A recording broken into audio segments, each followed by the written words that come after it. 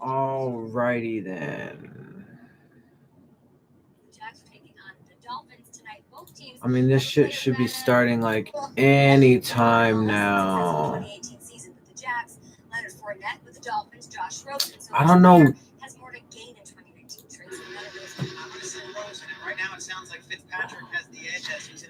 I don't know why fucking it's being weird. For some reason, Game Pass is being weird and not letting me watch it. I can still watch it at least on my phone at a minimum, but that's kind of lame. Dude, it's supposed to. All right. Anyway, so game is getting ready to start. It is the dress rehearsal tonight. Let's see. Richardson, we're very careful. We're great as a rookie. Things kind of fell apart. Leonard Fournette's got to prove a lot this year.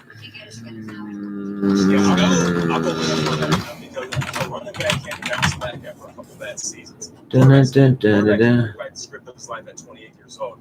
Leonard Fournette has 2 back-to-back years, not fulfilling expectations. All of a sudden, it's all right. Kyler Manning is amazing right now, but there are going to be as many downs. There are ups. Let's see. Dude, why is this not working? I don't understand. I don't understand why it's not letting me use Game Pass to watch this shit. People will say, we had the 10th overall pick. Maybe that could. It's fucking weird. Whose dog is this? My special friend Antonio. His luxurious fur calms my nerves when I'm worried about moving into our new apartment. All right. Especially because this shit uses Game Pass. All right, whatever. So, it looks like the game is getting ready to start. Kickoff is like any minute now. It's obviously the dress rehearsal game. Let's see. There's the dress rehearsal game, but there's a bunch of starters not playing tonight.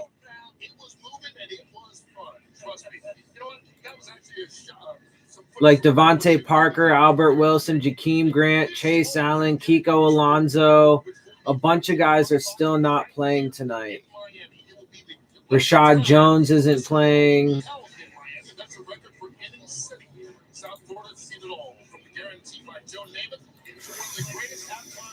Yeah. So, man, I really wish Game Pass wasn't being stupid. For some reason, whatever, I can still watch it on my phone.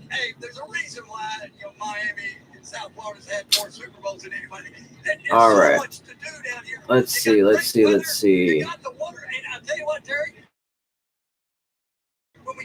Okay. All right, whatever. So, I mean, I don't know why I keep trying this. I'm just gonna get rid of it. Anyway, so there's a lot of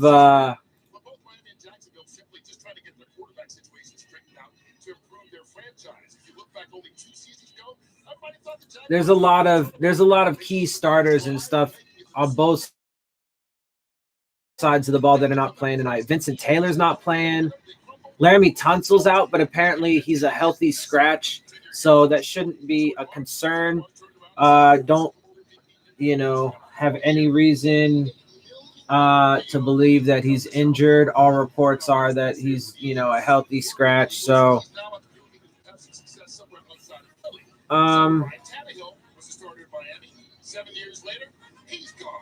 now the Dolphins are trying to choose between a quarterback drafted in the top 10 in just his second season, but already on his second team, and a 15-year veteran who's trying to recapture that magic 1-4 time. Yeah, dude, this is going to be... All right, so, I mean, the big things, obviously, we want to see is we want to see production. I mean, the main thing is we want to see production in, efficiency and consistency out of the starting offense. But dude, there's so many people not playing. But this is not his team. This is Rosen's team. The kid they traded for him from Arizona. It is not Rosen's team, dude. I'm telling you, Rosen is not going to end up – he's not going to fucking get the chance here. He's not going to get a proper opportunity.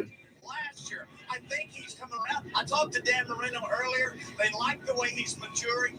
So this really It's a bunch of nonsense, man. The kid is being set up for failure. I think he's going to – he's got potential to be a good quarterback. I'm commenting on what the commentators are saying. They're saying, oh, it's Josh Rosen's team. No, it's not, dude. He's not going to perform well this year because the offensive line is going to be garbage. And he's proven that behind a garbage offensive line, his flaws are super exposed.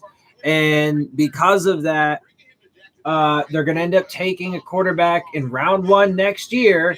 And then he's going to be an afterthought before you know it. He might stick around for a little bit, but I mean, come on. If we took a quarterback in round 1 next draft, so we're going to have a former 10th overall just be our backup, he's not going to be happy about that. He's going to want an opportunity to start. But what are we going to also just like shelve our, number 1 pick and not fucking – nah, especially when we have so much flux and mystery at the quarterback position. Nah. I'm telling you, man, he's just being set up for failure. It's not. That's the thing is I do think that Josh Rosen has some, substantial flaws, but they are, things that he can absolutely work on and get better at. But it's not going to happen in this environment. He doesn't have the tools and the resources and stuff. And I mean, especially in this game, Tunsil's not even going to play. So, I mean, Jesus Christ. And they say that they finally have a starting lineup, for the offensive line. But I mean, Tunsil's at least not going to play, let alone some of the other guys maybe. It's fucking crazy. Also, too, I saw a thing about how last year Ryan Fitzpatrick led the league in passing yards per passing play at like 9.6, which okay, when you say just that, that sounds great, right? Oh, 9.6 yards per passing play. Wow, that's fucking great. Well, but then what's his average? 6.9. It's not terrible, but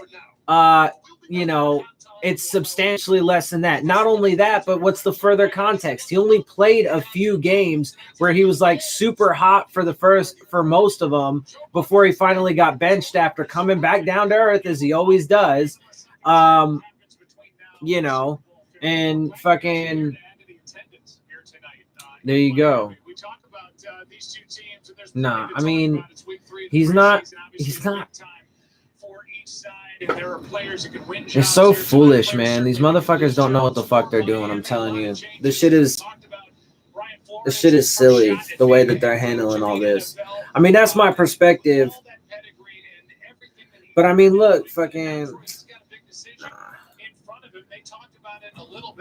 All right. Well, anyway, let's see how this fucking game. But I mean, god damn it, though. Like, so it pisses me off though, because like I want to evaluate this game and stuff, but we're going to be seeing mostly backups, and you're not going to see whatever time Fitzpatrick or Rosen is in. The offensive line more than likely is going to be fucking hot garbage. So like you're not even going to be able to properly evaluate them. Tunsil's not playing. There's so many of the starters not playing. Like, this is our dress rehearsal game where they're supposed to play half the fucking game. The starters are, and half the starters on both sides of the ball are not going to be playing.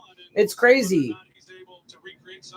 Kiko's not playing. I don't think McMillan's playing. Fucking Devontae Parker, Albert Wilson, Jakeem Grant definitely not playing. Tunsil not playing. Rashad Jones not playing. All these guys not playing, right? So like, how do you even get a judge of the goddamn team if you can't see them? Like, this isn't even a dress rehearsal. And what, are they going to play him next week? No, not likely. This is Dude, I don't understand, man. It just blows my mind how anybody, like, it's not, and fucking, I'm sorry, bro, but like, fuck the stupid shit about motherfuckers being like, oh, you're just always so negative. Nah, man, I'm being real. Like, y'all motherfuckers that think I'm just being negative and hating and shit, y'all are blind as fuck. Straight up. I'm not even fucking playing, dude. Like, straight up, because y'all are just, I mean, either that, like, your choices are either you're ignorant and you just don't know any better, you know, or you're stupid, like flat out fucking stupid, and you're incapable of seeing it, or you're choosing not to see it. I mean, those are your only real options. You know, either you're incapable of seeing it for whatever reason, or you're choosing not to see it. But I mean, all of the fucking data that we have at this point, not a single fucking bit of it adds up to like success, and not even just this year, but for the next like few years. I don't understand why people think that the things going on with this organization and this franchise right now are going to be anywhere near fucking what's right and what's going to get us, you know, consistent success, where every year we're competing for the playoffs and for the division and all that bullshit. Like, dude, this is wild. Like, people are literally living. And then, but the thing is too, is all the same motherfuckers, when the shit turns out that way, they're gonna like have some stupid ass fucking excuse, and they're just gonna be fucking pointing fingers, blaming this motherfucker, blaming that motherfucker, being like, oh, it's this dude's fault, it's that dude's fault, whatever. And they just, it's fucking stupid. And they're just gonna fucking keep hating, keep talking shit, being like, oh, you don't know what you're talking about. Oh yeah, okay, well, fucking facts matter, bro. Facts matter. Anyway, shit's crazy. All right, I will BRB. Be right back. I have to use the bathroom. I got to pee. All right, kickoff though literally should be like any minute now.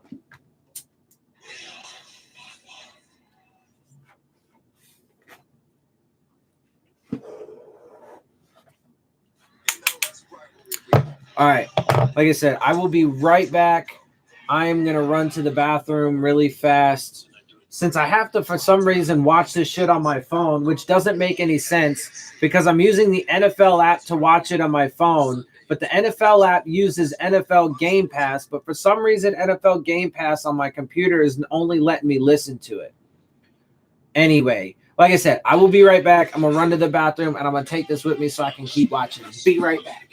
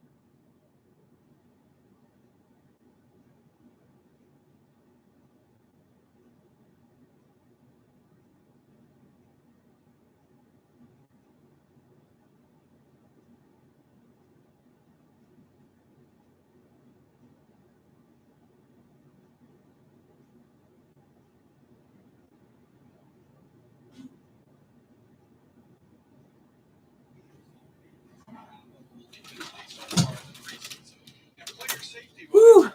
All right. I am sorry about that. I have returned. My bad. Okay, so literally, they should be doing a coin toss like as we. Who's working now his third game of the preseason, and so this is a big year again for new All right, man.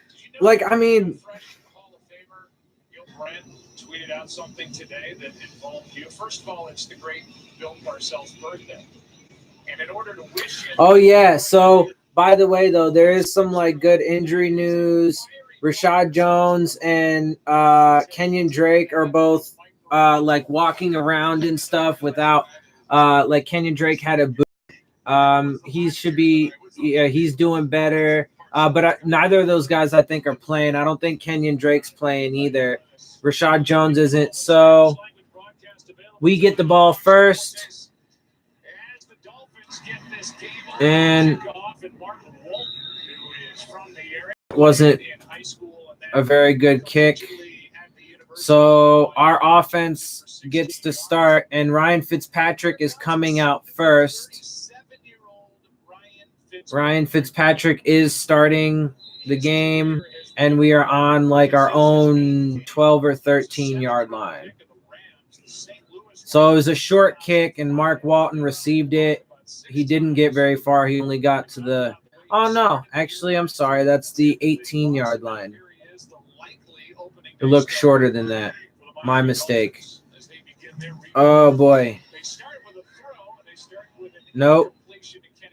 Golly, man. First, okay. Yeah, this is already looking not good. Yeah, like I said, Tunsil's not playing. It was a midfield, a medium length pass. It wasn't like a deep pass, but it was like a medium length pass to Kenny Stills, overthrown into like triple coverage though. And it looked like Fitzpatrick got under a little pressure there. All right, let's see what happens here. Second down and 10. Oh, no. God damn, dude. Yep, we're finna go 3 and out. God, dude, this is just fucking terrible, man.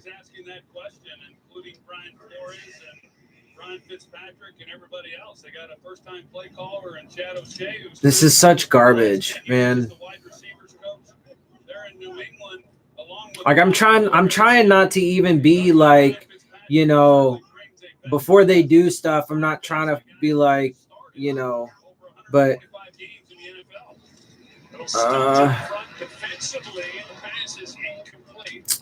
nope. 3 and out, like I said.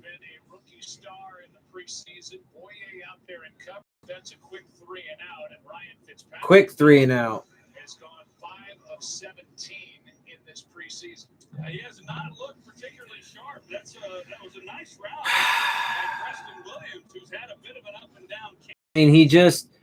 Preston Williams did an out route. He had good depth. It would have been a first down, but he just overthrew him. Threw him too far to the outside. So, yep, 3 and out. Real quick. Ooh. Oh! Brilliant coverage, though.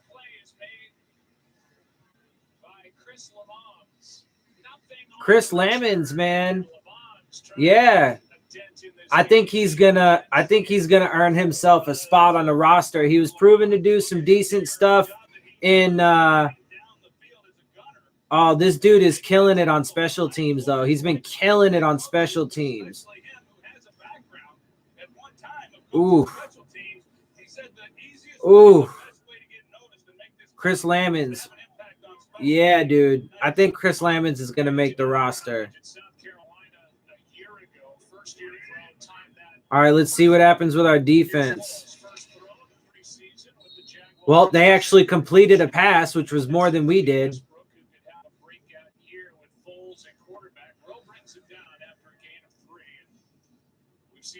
They only got 3 yards, though, so, I mean, it wasn't a huge game, but they fucking more than we did. We went incomplete pass, incomplete pass, incomplete pass. Yay, go Dolphins. Way, we're so fun. We're so happy. We're so good. All right, second down. All right, that was decent run coverage. They still got like 2 yards, but that was solid run coverage. So now it's like 3rd and 5. I mean, like I said, the defense is going to be what holds us in this, man. But the thing is the longer that the offense goes with being just fucking putrid, I mean, the harder it's going to be for this offense, man. I mean, this defense. They're going to get super worn out. They're going to get they're going to end up getting hurt even more than they already are because they're going to have to spend so much time on the field. Oh, yeah. And by the way, Robert Nkemdiche, the other first-round pick cast off from the Cardinals, actually, they also got rid of Kevin White, who he was on the Bears, wide receiver. He was on the Bears for the first few years. So the wide receivers from the 2015 draft class, Kevin White, Devontae Parker, and Amari Cooper aren't doing very well, man. Yeah. Lots of injuries, not enough production. They're just not doing well. But anyway, Robert Nkemdiche apparently is still super out of shape, according to reports. I mean, like this. Well, the defense held, so we do have the ball back. I mean, that was a solid 3 and out that we held them to. Although they got more we got 0 yards of offense. At least they gained some yardage. But at least the defense held.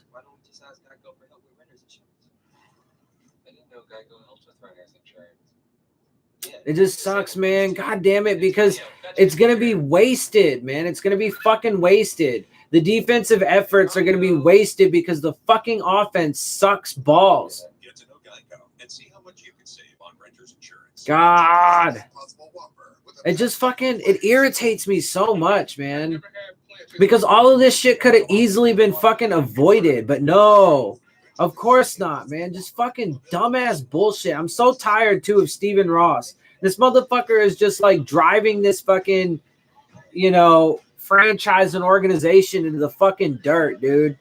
Like, we get so fucking disrespected by everybody now because we're a fucking joke. We're a fucking laughing stock of the entire fucking NFL. And it's just getting worse, especially with all this fucking drama. Now fucking Stephen Ross is being looked at in a super terrible light. And think about it. Because now he's got this whole he's supporting, a massive racist and shit like that. Well, guess what? There are a lot of minorities in Florida. Tons of Cubans, lots of Hispanics of all sorts. I mean, plenty of, African Americans. Bruh, I'm telling you, man, like, he needs to fucking step down. He's going to start getting pressure, though, I bet you anything, in a not-so-distant future. And it's mostly going to be because of his, support of a racist, misogynist, bigoted motherfucker. But aside from that, I mean, everybody's just tired now of the fact that he hasn't done shit. He took us from, a prestigious organization and franchise. And all that's happened under his watch is we've gotten worse and worse and worse and worse. He finally made the right choices with Adam Gase, bro. I know everybody hates that and fuck, dude. That was the right choice. And then he fucked up by getting rid of him too soon. He didn't give him the opportunity. But on the other token, he gave fucking stupid ass Philbin too long. I mean, to be fair, and again, to be consistent, I think every regime should have 5 years. But even in that regime, like, the front office was getting swapped out. Like, it wasn't even a full regime that got the full time. Like, Philbin was there for a few years, but, there was Jeff Ireland to start with, and then Mike Tannenbaum eventually. And it's just stupid fucking bullshit ass mess, dude. And it's just been getting worse and worse. Stephen Ross does not know how to fucking run a franchise. He's apparently, a great businessman and real estate mogul, but, he sucks at this. Anyway, it's 2nd and 6. We got 4 yards on a run on first down. And about another 2 or 3 on another run on second down. With Zach Stirrups in.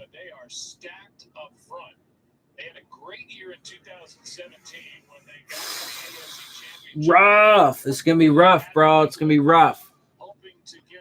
Nah, you know what, too? And look, I'm like I said, I'm tired of fucking like. I don't care, man. Like, I don't care. Like, I'm not being negative, bro. I'm being real. It's not my fault that the world is fucking ugly. It's not my fault. Oh, big loss. Huge loss. Nope. And we're about to go 3 and out yet again. Because this offense is so garbage. Nah. Yeah, bro. Dwayne Allen completely whiffed.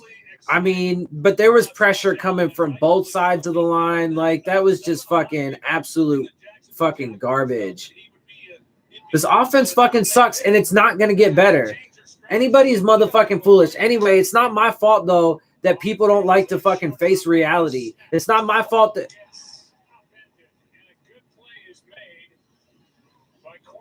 Cornell Armstrong doing some good things on special teams now.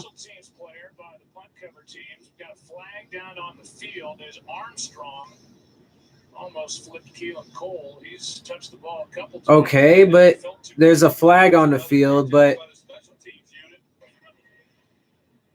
for what? Oh, holding on the receiving team. So our special teams is performing well. Our defense has done well so far on their first series. Their opening series held them to a 3 and out. But our offense is absolute fucking garbage. Right off the bat. 2 straight 3 and outs.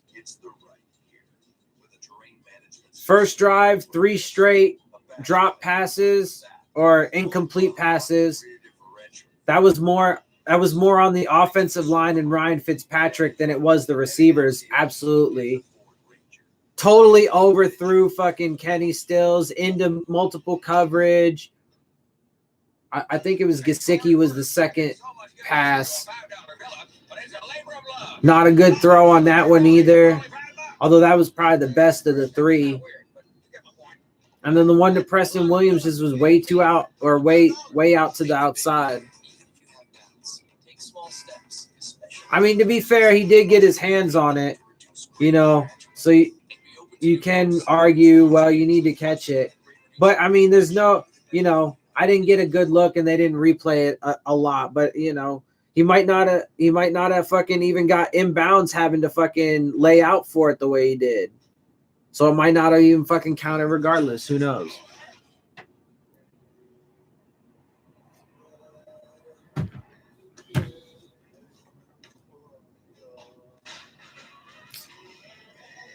Man, dude.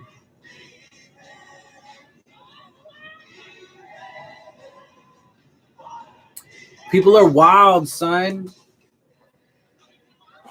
Nah, look, it's cool, bro. You know, I only got my fucking... Compared to these other dudes, like I said, I ain't got nothing wrong with the other podcasters as people. They're good dudes. They seem, you know, like good guys, nice, mean well, all that stuff. But I feel like they're a bit naive and they're a bit disingenuous, or, you know, either one. Like, either they're naive and fucking are just like foolishly jumping into this fucking false hope and then spreading it to everybody else, or they don't really think that, you know, things are going to go well and they're just fucking, you know, blowing fucking smoke up people's ass. Nah, I just keep it real, man. But yeah, I got, you know, small number of followers or subscribers. I appreciate everybody, you know, that does follow and subscribe. So I definitely appreciate that. You know, I don't got a lot of people up in my live chats, or I mean my live streams yet, but that's cool. People they'll be starting to jump on the bandwagon, man, once I start getting proven right. And again, I hope I'm proven wrong, but we're starting to actually play football now. Yes, it's preseason, but this is telling. This is telling, bro, and this is fucking. It's just straight garbage. Nothing but a hot fucking mess. There is no good from this offense. From this offense, to be clear. The defense has been doing pretty solid. They've had a couple minor breakdowns on occasion. Look, see another good defensive play right there. Loss of a yard, now probably like 3rd and 7. But the problem is they're not going to last. Because if the offense doesn't ever fucking help them out, and already the fucking Jaguars have proven to be able to do more offensively than we have. So they're already ahead of the curve in that regard comparatively. And so, as the game goes on, yes, to this point, it's been 3 and outs for both teams. But, one team eventually is going to wear out, one of them. And it's going to be the team whose offense is less productive. See, look, man, the defense is playing well, bro, but it's not going to fucking – damn, Charles Harris was covering him? Good for you, kid. Oh, no, Charles Harris was getting in for some pressure. Oh, Charles Harris and one of the fucking – haha, Charles Harris just had a little scrap with one of the offensive linemen for the Jags. Nothing serious, just a little pushing and shoving. There's a challenge flag. Why? They're challenging it because they're gonna try and call pass interference on us. Nah, that was Eric Rowe. Nah, I think that was clean. If you say so. I'm sorry. I mean, he didn't look to like restrict the receiver at all. He didn't like tug on his body. He didn't wrap his arms around him. He was behind the receiver, and so going to fucking. He did get an arm around to knock the ball down, and that's what he did. Past the fence. But I mean, obviously, you're gonna make body contact if you're reaching over the dude to get to the ball. So sure, maybe he, needed to be a little bit better in his technique and his angles and get, but I mean, it was tight coverage. I mean, he had it. I'll be curious to see how they call this. But, the coaches right now are just testing the waters to see how this stuff's going to go with these calls and with these challenges. So it's interesting.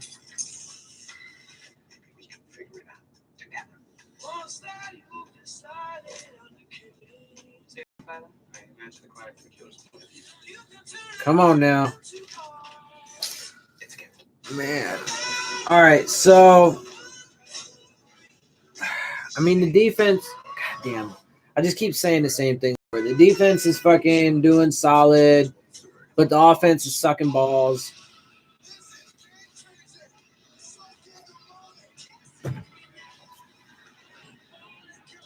All right, man. I mean, I want to see something I can be fucking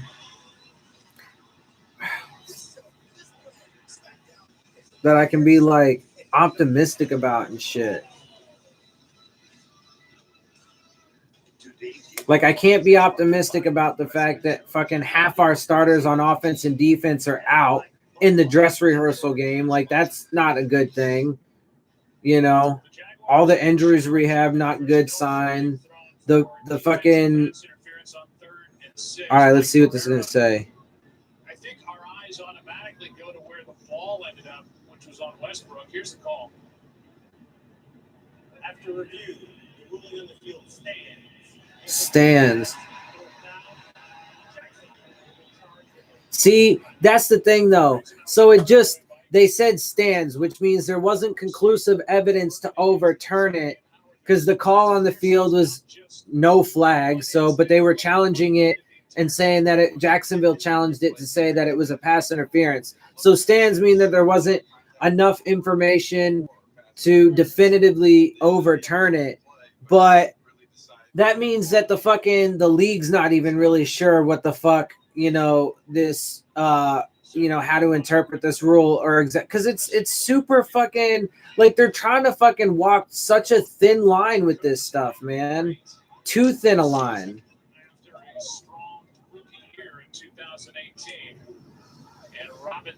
I mean, so far, man, it's just been punt back and forth. They've been doing a little bit better than us on offense overall, but neither team has really done much of shit on offense so far. No wins during the playoffs, so something has to change. Whether it's with Rosen, Fitzpatrick, or a player that's currently in college or on another roster. Damn, dude. All right, our offense yet again. This is the best fucking. Oh, just mushed. Wow, dude.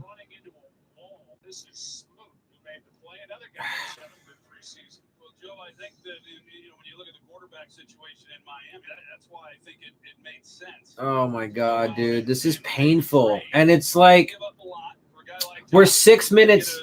We're 6 minutes into this, man, and it's fucking this offense is just like, yeah, man, I'm trying to root for them, dude, but they're not showing me. I mean, again, the defense is doing pretty well overall, but this offense is not showing. Finally, they caught a pass, but it went for like a yard. Fuck, man. But as we were talking about with what's happened in Jacksonville, there's no guarantees. I mean, I know there's a fan that's saying, hey, well, what are we playing for this year? Let's have a top pick and go out and get one of these top quarterbacks that are in college right now. Well, Jacksonville has thought that when they went out and they signed Blaine Gabbert, 10th overall. They thought that when they got Blake Bortles a few years later, 3rd overall, and neither one of those guys are there. And it's still a 50-50 proposition with these first-round picks. Man, this is just Fitzpatrick just got drilled and almost had fucking the ball intercepted. So, god damn, dude. This offensive line is getting eaten alive. Eaten alive. Look at this. Look at that pressure. 3 dudes. And fucking Fitzpatrick just got drilled. Trust me, I've smoked plenty. I'm high, bro, but there ain't enough weed in the world to fucking cure the goddamn shit that I'm seeing right now. Matter of fact, I need to stop fucking smoking so I can get some glaucoma and not see it because it's fucking hurting.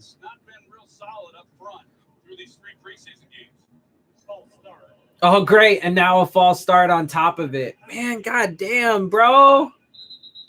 I mean, it's just straight hot garbage. Hot garbage.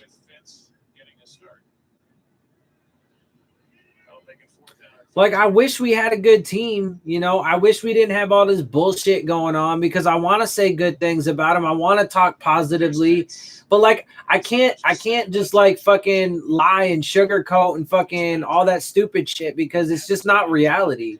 Again, I mean, like, and again, like I want to talk about how the defense is doing good.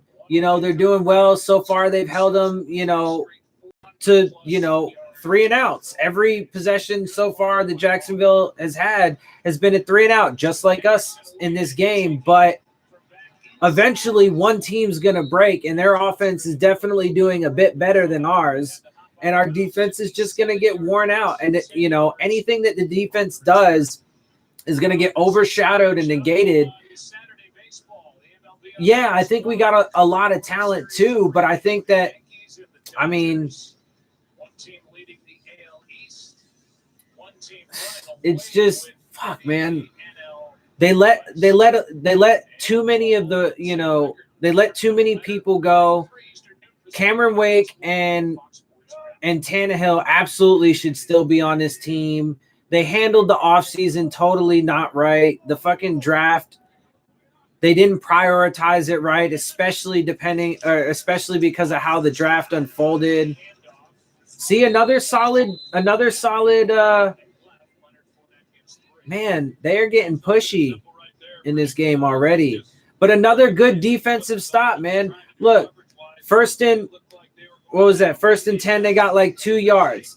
Defense doing well. But watch.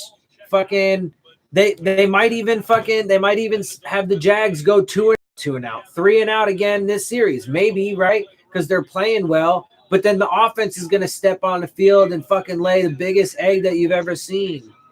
It's like the fucking golden goose from what's the motherfucking, oh look, there we go. Jacksonville just got their first down. We can't seem to do that shit. Nah, what's the fucking the golden goose, right? From who's the fucking Jack and the Beanstalk, right? The motherfucking coming out here laying golden eggs. Their other wide receiver was down all of last year. He's expected to be able to go this season, but Westbrook was relied on. Come on, man. All right, so but see, this is the problem, right? So our first 3 drives. Yeah, I mean, dude, I'm telling you, Steven Ross is the fucking problem, man. He doesn't know how to run a fucking football team. He doesn't. God damn, dude. Like, and again, I appreciate and I love the fact that, he paid for the stadium. They've done a lot. The Dolphins have done a lot in the community, but this dude does not know how to make football decisions. He fucking sucks. I'm tired of it. But see, yeah, so we went 3-and-out on our first 3 or 4 drives.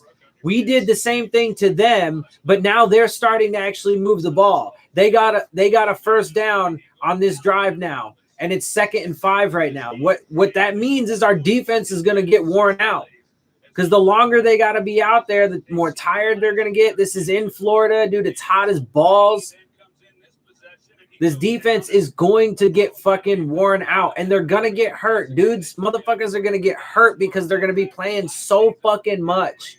They're going to be on the field so much. Oh, look at that. Big run. Yeah, Fergie is also a minority owner. Rick Ross is also a minority owner. Fucking goddamn stupid ass fucking Steven Ross needs to sell the team, man. He does not know what the fuck he's doing. But look, a good run, another first down for the Jags. And now this is going to start getting – they're in our territory now. They're on the 45-yard line.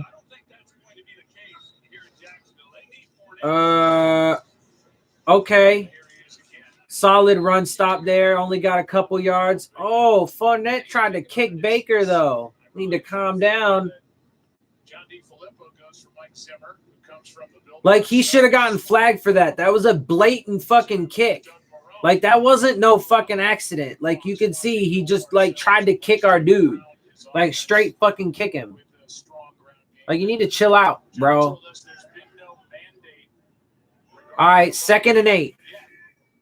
That was a solid first down stop. I mean, they only held him to 2 yards. 2nd and 8. Oh!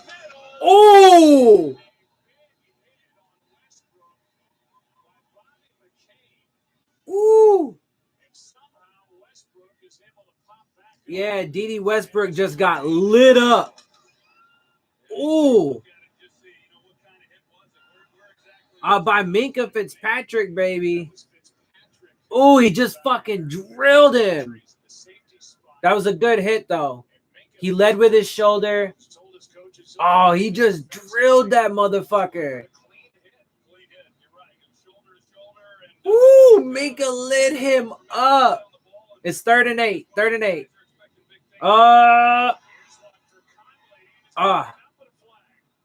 Oh, come on. That better not be a pass interference. Hell nah. Bruh, if they call that on us, that's bullshit. Are you for real? But see, man, no, because then that's going to give them a spot foul, dude. That's like fucking 20 yards.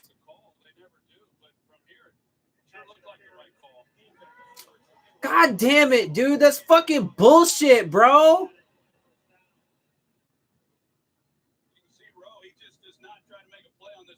What do you mean?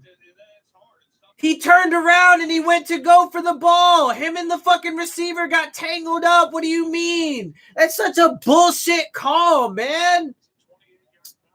28-yard penalty. They're now on our fucking 15-yard line with a fresh set of downs. That's fucking bullshit, man. Up. And another 5-yard run. Now they're down to the 10-yard line. And but our fucking, god damn it, man. That pisses me off. Like, they just got fucking help. And see, that's why, because shit like that, that's why the fucking rules and the officiating in the NFL are such garbage, man. That should not have been no fucking bullshit pass interference. Flores should have challenged it, though. Like, literally, the Jags just challenged a pass interference that was clearly not a pass interference on our dude. And they challenged it just because. And touchdown Jags. Wow, dude.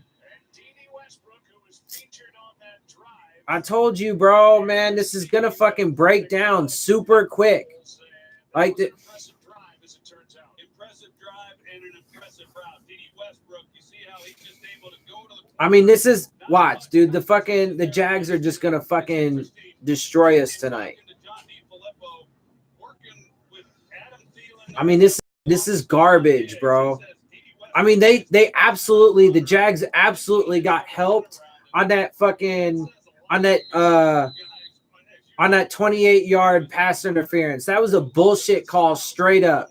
He turned his head around. He went to go get his arm up, but him and the fucking receiver got fucking tangled up. Man, that's such a bullshit call. But either way, though, our offense can't fucking do a goddamn thing, so the fucking defense is going to be out there all night getting fucking beat up and tired.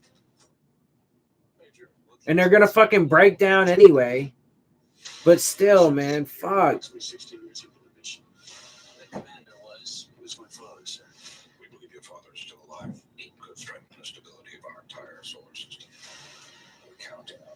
Yeah, man, look, I'm not going to be like, you know, everybody else sitting here like fucking trying to blow smoke up everybody's ass, telling y'all that fucking everything's going to be good. Oh, we're going to be better than everybody expects. And we're going to fucking have a surprise here and fucking blah, blah, blah. Nah, man, that shit ain't going to happen.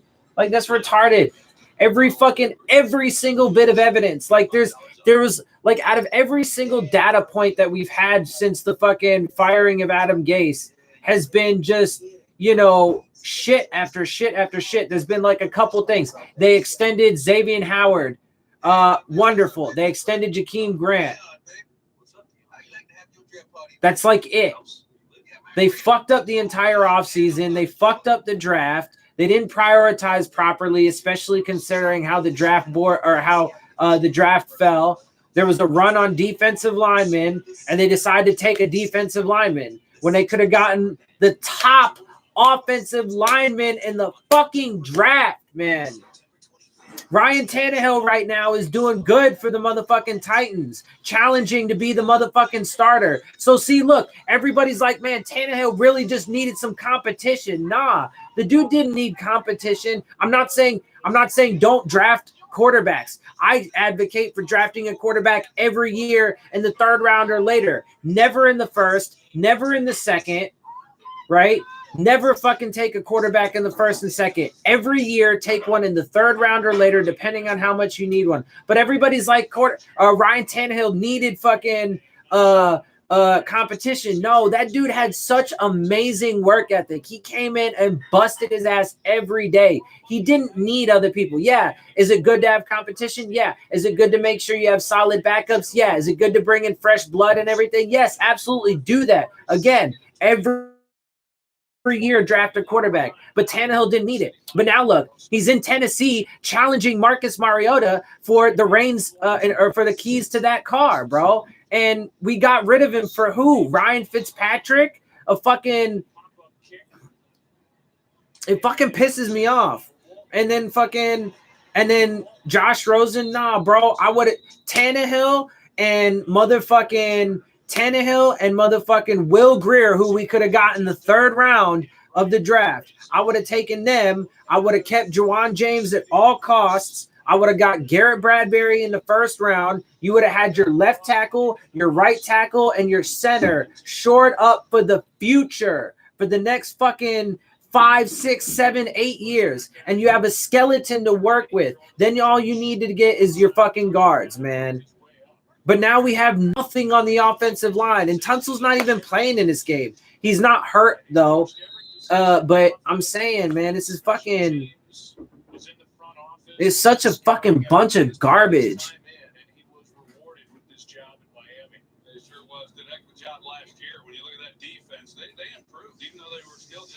And so they're talking about Brian Flores' defense. Yeah, they did a wonderful job last year, but he was with the fucking Patriots. It was had Tom Brady in that fucking offense. They got Bill Belichick and shit.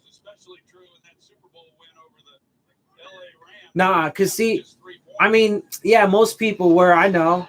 Nah, me, honestly, I didn't like Tannehill at first, but he convinced me after the first couple years that he needed to fucking get more benefit of the doubt. Why? Because Joe Philbin never fucking, put his confidence or his trust in him, didn't have his back. He's constantly having different offensive coordinators. The front office was changing all the time. The scheme was changing all the time. He was the most sacked quarterback in the league for the first 4 years of his career. Despite all that, the motherfucker still played every game until the knee injury. He put up damn good numbers in his fucking rookie season, continued to improve every single year, never bitched, moaned, or complained, none of that, did all the right fucking things. And what does he get for it? The motherfucker gets shafted, not just by the fucking team, but by the fucking fan base, man. Because everybody fucking misevaluates him. Nobody fucking evaluates the dude properly. But that's why he's finna go take the reins for the Tennessee Titans and fucking lead them to some fucking wins, bro. While we're sitting here with fucking stupid ass Fitzpatrick, and Josh Rosen can be a good quarterback. But he proved last year and throughout his career that if he doesn't have a good offensive line and supporting cast, he has serious flaws. Serious flaws. He could work on them and he can overcome those, but he needs some help early on in his career. He needs a bit of a supporting cast so he can grow into that role and develop. He needs a fucking offensive line, but he doesn't have that. And it showed last year. And it's going to be worse this year. This offensive line is going to be straight fucking trash. And it's already proving to be. No, I'm sorry, man. Like, I don't mean to be like, whatever. Like, I'm not directing anything towards anyone in specific, but I'm just tired of the fucking bullshit fucking criticism and hate that fucking Tannehill gets, man. That dude did so much for this franchise. He's got so many Dolphins records. He holds an NFL record. What does fucking Ryan Fitzpatrick have? The motherfucker's getting close to having a record for being on the most amount of fucking teams in an NFL career. No, dude. I'm sorry. It's not. That's wrong. That is not true. So many of Ryan Tannehill's sacks were because the offensive line was straight garbage. Straight garbage. That dude knows how to play quarterback. He is a damn good quarterback. He didn't have fucking running backs or wide receivers for the first few years. No offensive line. A coach that didn't have his back. No, I'm sorry, man, but that's just bullshit. And another 3 and out.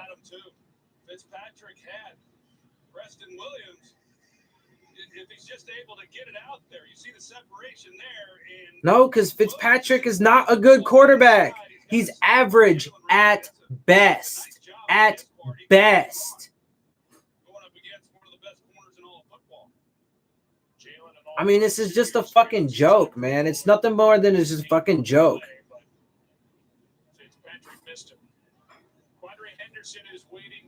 And it's even more evident because everybody's fucking laughing at us. I was saying earlier, man, Stephen Ross took a prestigious, highly respected, competitive football team and turned it into fucking a pile of shit on so many different levels now at this point. That dude does not know how to make football fucking decisions to save his fucking life. He needs to sell the fucking team and get the fuck out of there.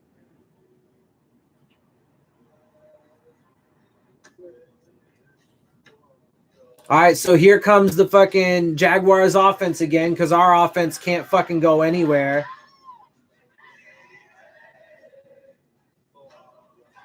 But they're already up 7-0, so look, the offense is all huddled on the sideline, talking it over. So back to work is Nick Foles, coming off that nice drive with a 10-yard touchdown throw. By the way, we had that graphic regarding the Dolphins and their futility in the playoffs, just to clear something up. And we had on the graphic talked about since the 2000 season, we don't want to slate the 2000 season with Jay Fiedler on a playoff game here. I'm sorry, dude, but that's just not accurate. That's not accurate. The only reason why he played wide receiver in college, the only reason was because Texas A&M had an established veteran senior quarterback. The dude was already established there. And Ryan Tannehill is not an egotistical prick and didn't go in there and be like, I demand you take this dude out who's been here already for a few years and make me the quarterback. No, he did the right thing by the team. He played wide receiver. He did great at it, had amazing production while he was doing it. And I don't think that's a fucking slight on him at all. It's a bonus because it gives him the perspective. It makes him a more complete quarterback because it gives him the perspective of the wide receivers. That's why he goes out every offseason and throws with his receivers. That's why constantly you're seeing him coach dudes up and being like, okay, look, this is how you need to run the route. How many of those fucking videos did we see with him and Mike Gesicki last year? Back in when he first came out, before he came out in 2012, John Gruden did a quarterback camp with him. In that camp, he was showing receivers how to run complex routes. Like, come on, man. I'm sorry, dude, but that's fucking is bullshit. It's total bullshit. All these fucking criticisms of Tannehill are just foolish. They're foolish. They're silly. They're stupid. They lack context. They don't fucking have any basis in fact or reality, dude. It's just absolute not true. And again, like you're saying 7 years of losing. That is not on fucking Tannehill, bro. That's on fucking Joe Philbin. That's on Stephen Ross. That's on the fucking fact that they couldn't, Jeff Ireland and the motherfuckers in there that couldn't fucking get anybody on the fucking offensive line. Total neglect on the fucking offensive line. The entire fucking time. Couldn't get the dude receivers. Couldn't get the dude running backs. And then finally, when Stephen Ross brings in a dude that is finally doing that things, man, this dude fucking stacked the fucking skill position players and finally started building up the offensive line to give this dude a fucking opportunity. Finally. But then what happened? What happened? Everybody got all up in their fucking feelings, all up in their emotions, stopped fucking living in reality, started ignoring facts, and just started pointing fucking fingers at the most important position on a team fucking sport. There's 11 dudes on the fucking field. What fucking quarterback do you know? I don't give a fuck who it is. Take the fucking GOAT himself. Fucking shit don't stink Tom Brady and put him on the field against 11 defenders with nobody else on the field. Guess what's going to happen to Tom Brady? The motherfucker's going to have fucking his entire body explode because they're going to murder him. Why? Because it's a team fucking sport. You need 11 dudes that play in sync, that are consistent, that have chemistry and cohesion together, that do their assignments properly. It's not just the fucking quarterback, but everybody wants to give him all the fucking shit. It's fucking stupid. And then nobody ever want to give the dude fucking credit for all the amazing shit he did, for how he put his head down and fucking worked. For after fucking 2015, I think was the year, motherfuckers pissing blood towards the end of the fucking season because he's getting his ass fucking whooped so much because that offensive line can't block a motherfucking anybody. Dude, they couldn't block a fucking a line of grandmas, bro. It was fucking garbage. Fucking Tannehill was getting lit up, but still standing tough in the fucking pocket, making throws, fucking rolling out, doing good work on the fucking run, man. It's fucking bullshit. That's how my wife and I feel when we give to Dude, and he does. He takes the blame, but he gets too much of it. Everybody puts everything on him. He takes the blame for his mistakes, and no bullshit. He doesn't get no fucking credit for when he does anything good. I don't give a fuck if he wins or anything. He could have a fucking baller game. He doesn't get credit for that shit. People might be like, oh, nice, that was good in the moment. But then as soon as we have a fucking down year, or a down game, everybody's like, oh, fucking, like, how many goddamn times have we gone back and forth about fucking, like, a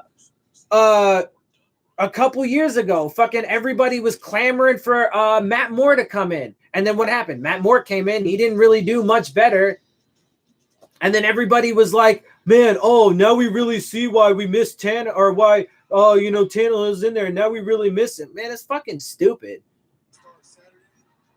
Nah, get the fuck out of here, bro. I ain't even talking to your stupid ass.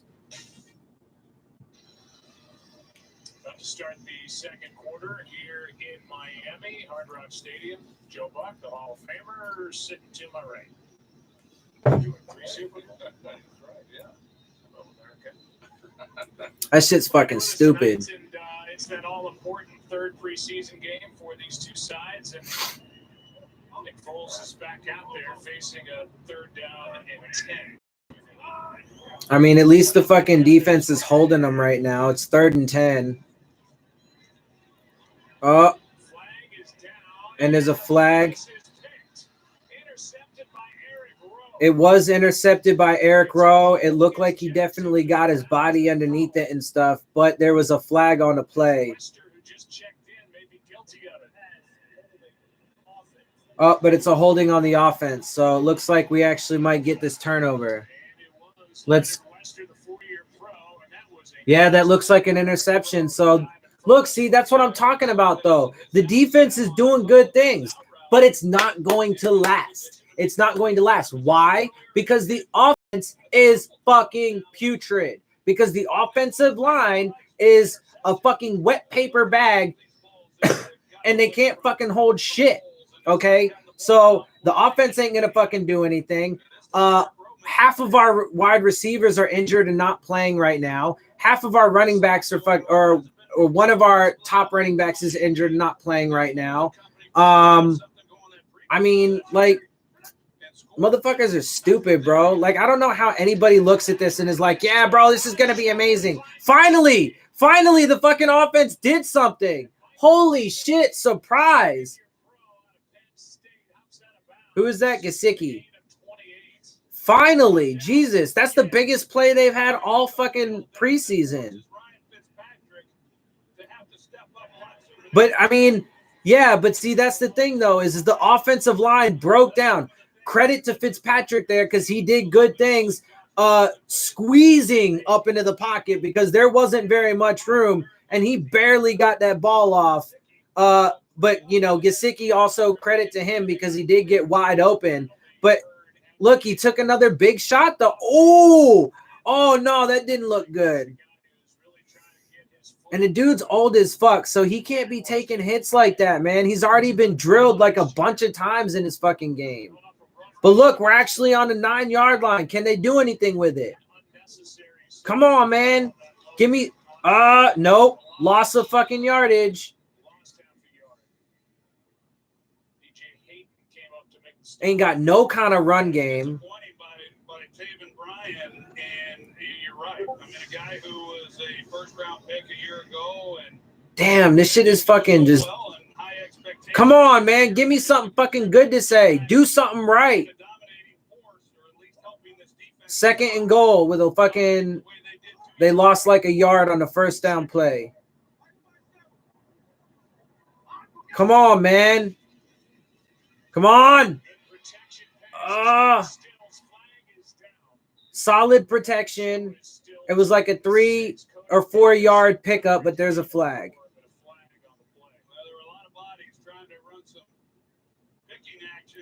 And I'm pretty sure that's on us. Wow. Offensive pass interference. Wow, dude, this is a fucking joke, bro. This is a fucking joke, man.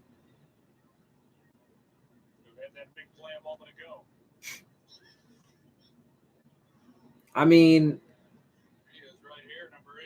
this is fucking clownish. Oh yeah, that's helping free up Kenny Steele. yeah, no, that's too much. That was definitely an illegal pick. He's a guy who's put on some weight to help with his blocking. He's brought in primarily as a receiver. They're hoping to get a little more out of him this year also. Oh, dude, come on, man. Now they're second. They just lost 10 yards on that fucking penalty. So now it's 3rd and fucking goal on the 19-yard line. Wow, bro. This is fucking a hot mess. Offensive pass interference. The ball is sitting back at the 19-yard line. Hot fucking mess. We'll see what Jacksonville here decides to do third. Like I said, man, I don't even give a fuck. Yo, fucking stupid-ass motherfuckers can get up in here and say dumbass shit because the fucking facts are facts. And this shit is playing out already. We ain't even into the fucking regular season yet, and it's already playing out, just like I've been saying. Oh, and Fitzpatrick got sacked. Oh, Fitzpatrick just got sacked. Good for him. Because this offensive line fucking sucks.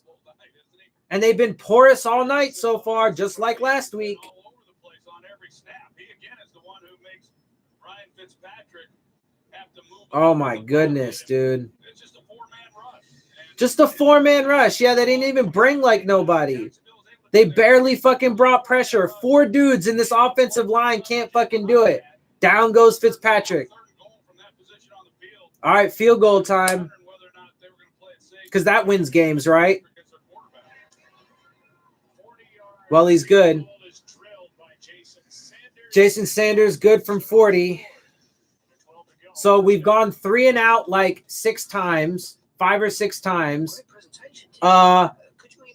We got amazing field position because the defense held tough and actually got an interception.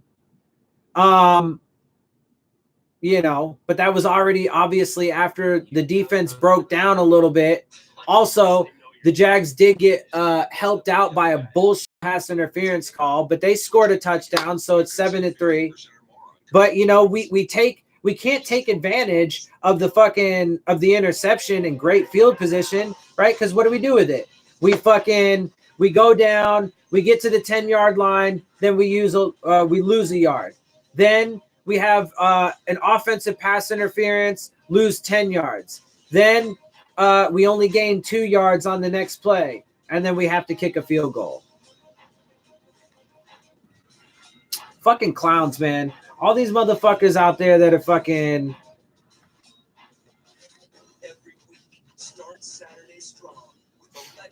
This shit's fucking crazy, bro. That's cool, though, man. That's cool watch. I'm telling y'all. People don't ever want to fucking listen, bro. People don't want to fucking listen. I'm telling y'all. I'm spitting this shit as loud as I can for you. Y'all better people better start fucking...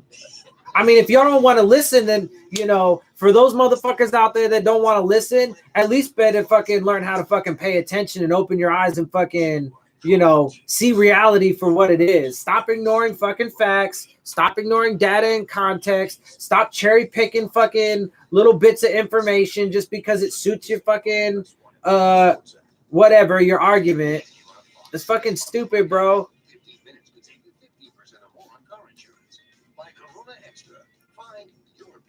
And I can virtually guarantee, man, if we keep going down the path that we are currently on at this moment, we are not going to be 8-8. We're, you know, during Stephen Ross's time so far as owner and during the 7 years of Ryan Tannehill, we were somewhere between 6-10, 10-6, right? Pretty consistently. Oftentimes we would end up at 8-8, 7-6, 9-7, or I mean 7-9, 9-7, right? Somewhere in there, blah, blah, blah.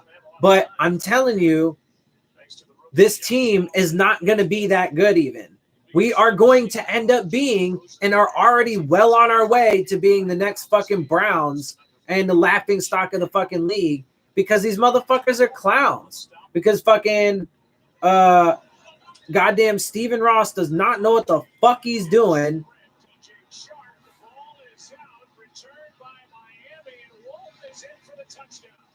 But see, that's the only way we can do shit. We got a touchdown just now. It's definitely going to be reviewed, of course, because all scoring plays are. But it looked like DJ Chark just fucking. Special teams just look good for Miami tonight. There's Lamont's. Ooh. And it was a hit to the right shoulder. Was the knee down before the ball came out? Initially, I didn't think that it was, Joe, but in that shot, it looked like his right knee is. Oh, yeah. No, that's not a turnover. His knee was definitely down. That was another massive hit, though, by Chris Lamons. This dude is fucking killing it right now on special teams. I thought it was a live ball, but clearly he's. Oh, no. He's on the ground, and Jacksonville will retain possession. Oh, yeah, knees down right there. Yeah, Jacksonville's going to keep that. So there go. Our only touchdown is going to come back. I mean, our only touchdown to this point is going to come back. I mean, that was, that was a great play by Chris Lamons on special teams. Got the fumble, forced the fumble, even though, technically the dude's knee was down, so it's not actually. But in the bang moment there, looked like he forced the fumble, then he recovered it and fucking took it into the end zone. So that's good, but it got negated because it wasn't actually a fumble. But so like the only good thing that we've done scoring wise gets negated because it wasn't actually legit. Oh man. All right. I do need to take a hit right quick. Because this shit got me fucking all over the place right now. Plus, look, I haven't fucking slept. I've been up all night. That ain't nobody's fault, but my own in the universe. So, whatever. But I've been up all fucking night, and I'm just like, I'm tired of this shit, man. But they're doing it to them fucking selves, man. Like this didn't need to be, it didn't need to be like this. And things could be so much fucking better, but nah. They fucking got to be stupid ass clown, especially Steven Ross, man. I'm so tired of him, dude. He's fucking done to me. Motherfucker's done. He needs to sell the fucking team. Time now. Immediately. Right now. Just fucking right now. Motherfucking teams be firing coaches mid-season. They be fucking cutting players mid-season. All this other bullshit. It's time to fucking cut bait with the motherfucking owner mid-season. Fuck this dude. He has no idea what the fuck he's doing. Thank you for doing lots of wonderful things in the community. Thanks for, building the stadium. I really appreciate that.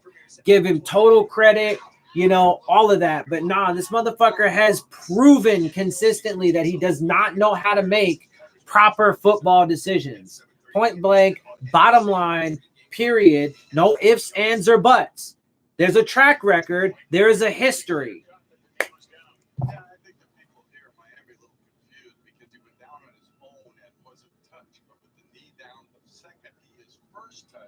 Yeah, I mean, knees down. He's touched. Ball. I mean, that should absolutely be Jacksonville.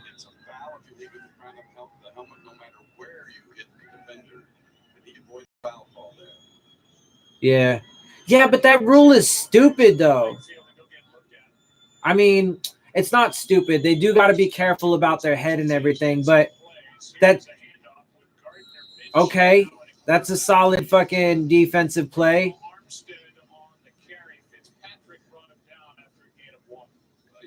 The defense, man, is continuing to do solid things, man. But as long as this offense does absolutely nothing, then it's not going to fucking matter. Not a single bit of it's going to end up mattering.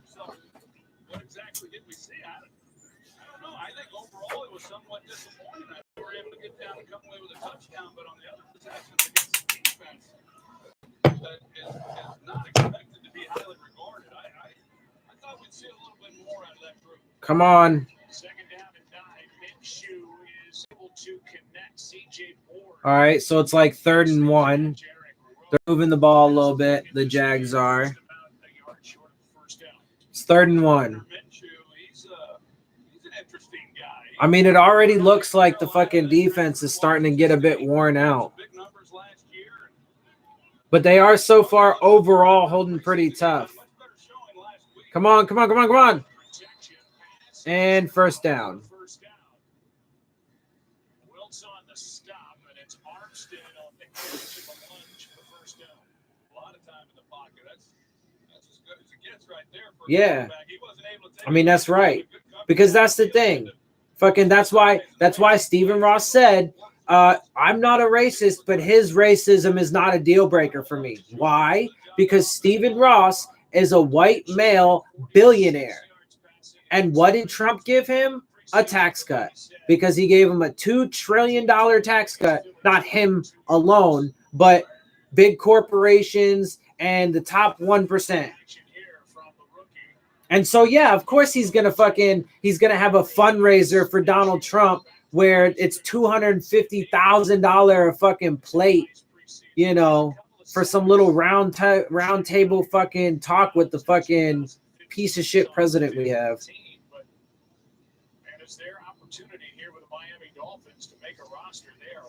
Nah, after that, that's what I'm saying. Like, I've given Stephen Ross so much credit, and I've even given him the benefit of the doubt in the past on some, you know, slightly questionable things because he does so much shit in the community. He built the stadium out of his own money, like all that shit.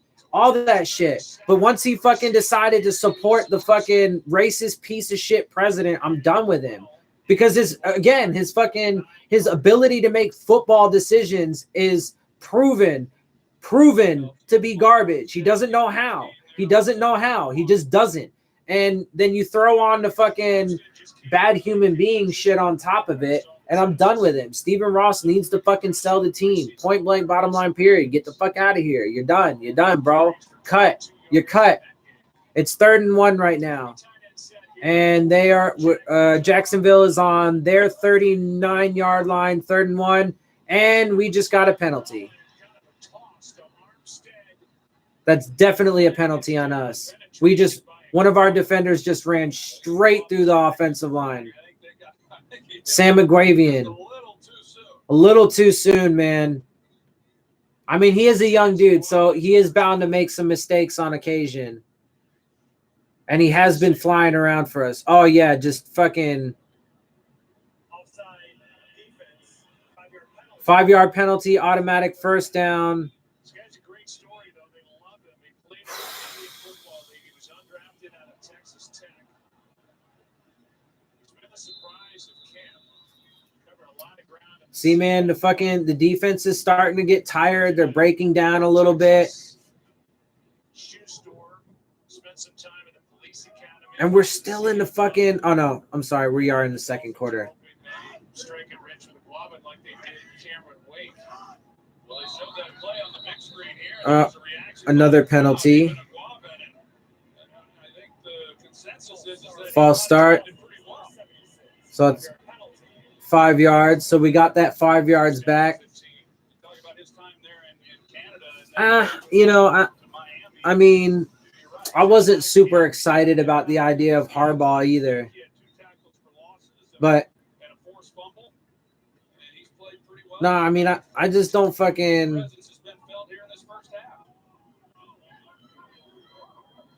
I don't think he knows how to make proper football decisions.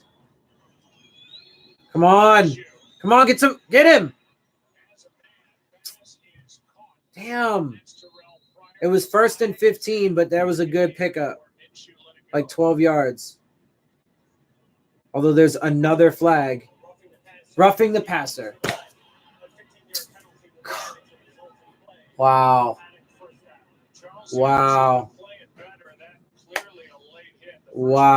I mean, this is just fucking, it's devolving.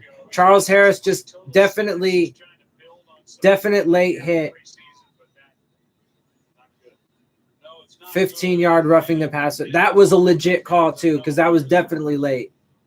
I can't show the game, dude. It's illegal.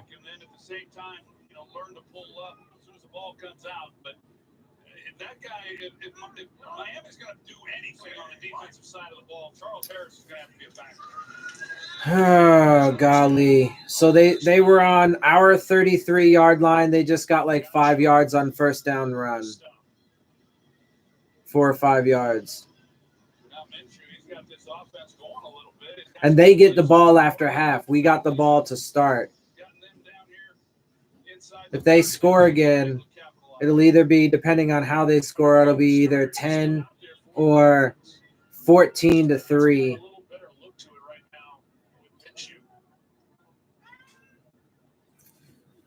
and 6. God damn, dude. Come on. That was a solid defensive stop. But, I mean, they still got – dude fell forward for a 2.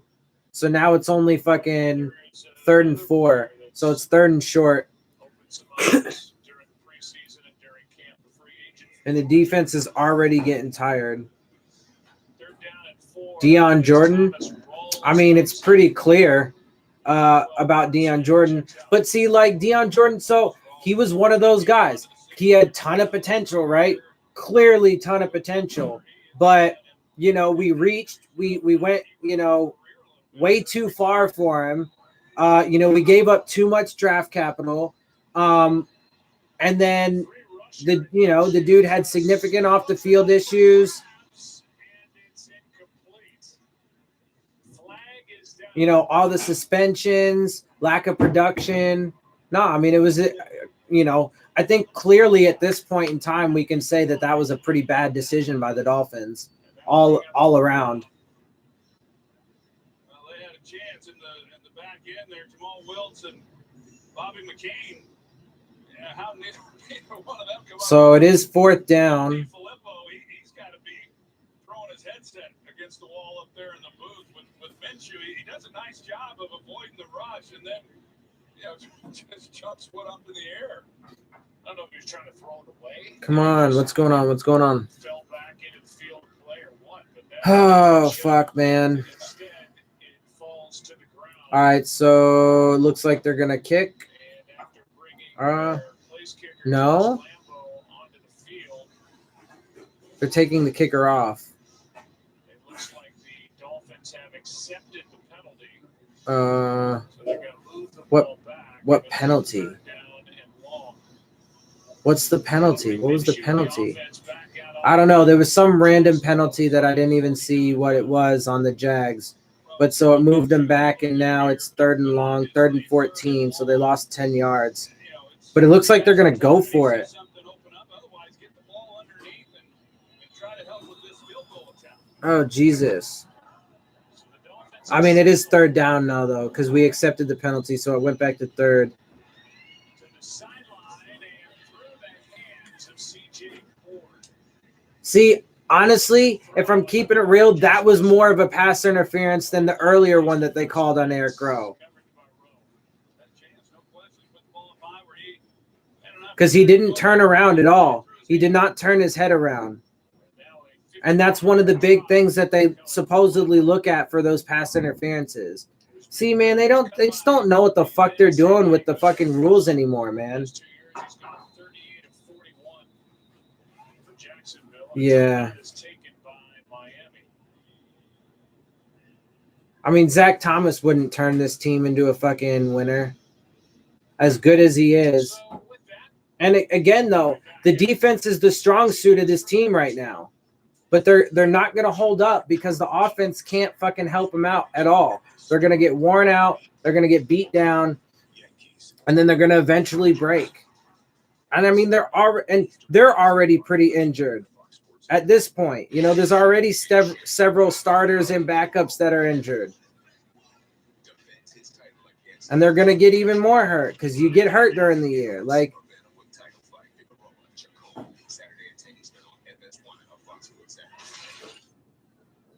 all right, so they're going for a kick. 55-yard kick. No good.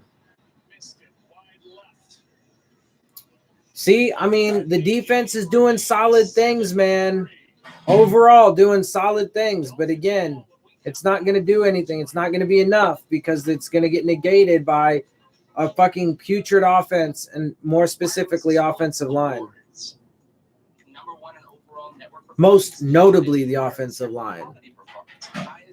But that's the thing is the quarterbacks behind the offensive line are going to get seriously exposed. Josh Rosen has a ton more potential, but he's young, he's raw, and he's still got a lot of significant flaws that he needs to work on.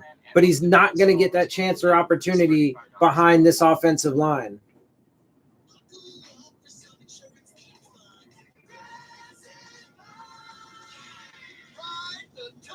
Yeah, they are on the field way too much because the offense consistently just goes 3 and out or, whatever. And I mean, like, I just don't understand how people can think it's going to get any better. How do people look at this and be like, yeah,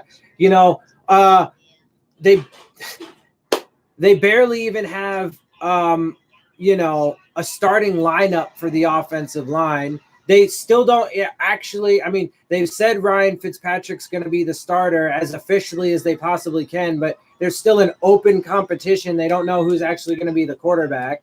We're already fucking sustaining, a ton of injuries. Most of them are pretty insignificant overall, but there's a lot of them, and they could be re-aggravated or worsened throughout the season. And like, I don't get it. Like, do people really think that all of a sudden fucking week 1's going to come around and the putrid showing that we've seen from the offense is just going to turn around somehow magically? Ryan Fitzpatrick or Josh Rosen and Michael Dieter and fucking Shaq Calhoun and whoever the fuck plays right tackle, they're going to somehow magically be like fucking, Pro Bowlers all of a sudden, all pros all of a sudden. They're going to fucking, like, it's ridiculous. It doesn't make any fucking sense. It's completely illogical. All of the data fucking suggests otherwise. But somehow people have managed to convince themselves, that this team is going to like somehow exceed all expectations. Look, Adam Gase did it in his first year, but there were pretty significant differences.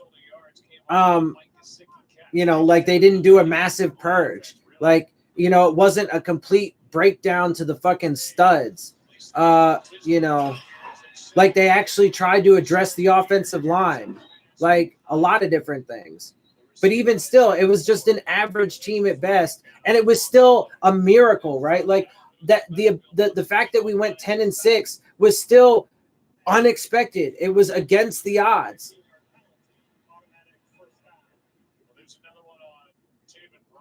Because, dude, a run-heavy offense is not going to work. This offensive line cannot run protect to save their life. They can't. Like, throughout the preseason so far, not a single fucking – or that's not true. We've had, like, a couple runs, like 2 runs that went, like, 9 yards-ish. And we had 1 run that went oh, no, that wasn't even a run. That was a pass play earlier that went for 28 yards. And that was the – oh, there we go. 11 yards. There we go. We just had an 11-yard run, and I think that's the best for the entire preseason so far. At least by the starting offense. Because, dude, this is gonna end up being a super one-dimensional team. Watch, I'm telling you. We're not going to be able to run the ball for shit. They're going to have to rely on a porous offensive line and either Ryan Fitzpatrick or Josh Rosen to take the reins and handle it, and they're not going to be able to. Yep. Loss of a yard, so 3rd down.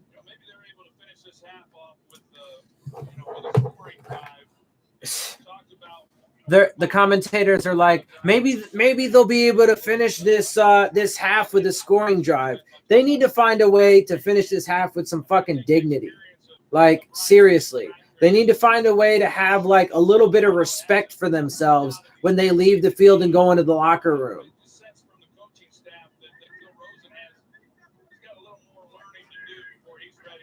I mean, yeah, fucking Brian Flores has been heavily criticizing Josh Rosen. The dude needs to work on his body language. He just said, was it today or yesterday? Maybe the young guy is just not ready. That's a quote from fucking Brian Flores. He's not ready, dude. He's not ready, but it's not just that even. He's a young quarterback. He's fresh in the NFL. It's only his 2nd year, blah, blah, blah. And he's got, significant things that he needs to work on. But it's not just that. His first year, he didn't get any favors because he didn't have a coaching staff that clearly didn't really have his back, didn't put him in his position to win. The offensive line was putrid. And It's not going to be any, much better here. Oh, fourth down. We're giving the ball back again. Congratulations, offense. You can't do a damn thing to save your life. And we're about to end. 3 minutes and 20 seconds left. And this offense has barely managed to put up 3 points. And that was only because it was pretty much a give me, since the defense did their job, got an interception deep into Jacksonville territory. But of course, the offense couldn't fucking manage to punch it in, and they settled for a field goal. And we're kicking one right now. A 46-yard attempt, which is Jason Sanders, a bright spot. He makes it. So he cuts the lead 7-6. But again, and as we have seen time and time again, you are not going to win football games if all you do is rely on your kicking game, because your offense can't score any fucking points. Your defense can ball out all they fucking want, but if your offense can't do shit, eventually you're going to get overcome. Your defense is going to break down, and you're going to lose games. And so in this moment right now, good. They cut the lead. It's 7-6 now, blah, blah, blah. But I don't know. I mean, I like Jarvis Landry. I have his jersey. I loved him as a player. I loved his fieriness. But I actually agree with why Gase got rid of him and some other players as well. Because, look, I mean, at the end of the day, as good as Jarvis is, he is a selfish player. And it showed time and time again with his actions on the field, with the way he couldn't control himself. He's a super hothead. And, if you channel that properly, it can be great. But I defended him tons of times too, even that, some of those, penalties were bullshit that got called on him. Right. But still, he put himself in that position constantly. And he was a part of the problem. Unfortunately, I would say a bit more part of the problem.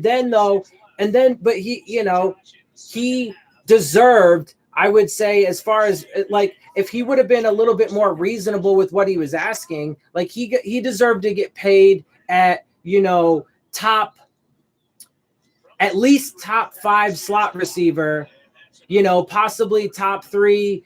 There could even be an argument for the best slot receiver, right? Just like Bobby McCain got paid to be the best, or to be a top paid fucking slot corner, who actually Bobby McCain is now coming out of the game, who looks to be a bit injured. So that's great. We get another prominent Dolphins defender who's getting banged up now before the season even starts. Fantastic.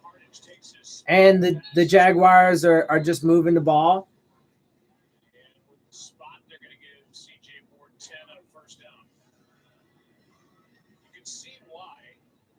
Not like getting rid of Jarvis Landry, Jay Ajayi, Ndamukong Suh, right?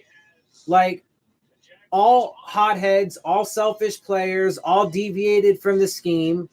Ndamukong Suh was paid way too much. Jarvis Landry was asking for number 1 receiver money when he was at best a number the best slot receiver in the league, which says a lot, sure. And it's a tough position, and he's amazing at it.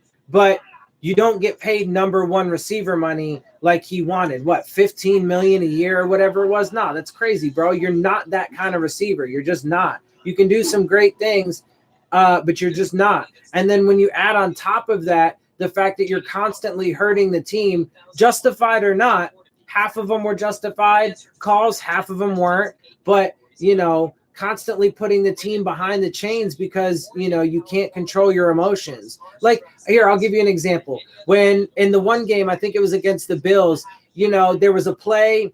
It was a good play. He made, I think, some spectacular catch on the sideline, toe tap, blah, blah, blah. And then he just got up and spun the ball on the fucking, on the ground. And it happened to be on the Bills sideline because that's where he was when the play ended. I think it was fucking bullshit to call him for a fucking taunting penalty But because of his reputation and because of the fiery attitude that he has, and wrong place, wrong time, he just so happened to be on the fucking Bills sideline that he got called for it. And, you know, it's not totally unreasonable. So, nah, I think that the best decision that Stephen Ross made, football decision-wise, was bring, and I know so many people hate this, but I thought bringing in Adam Gase was right. The dude proved to have a creative offense when he actually had his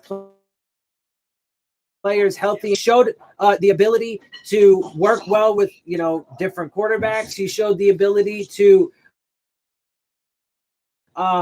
get good players that are going to fit his scheme and be able to do the things that he asks. He showed to actually invest in the offensive line that no other fucking coach in Stephen Ross's tenure has done.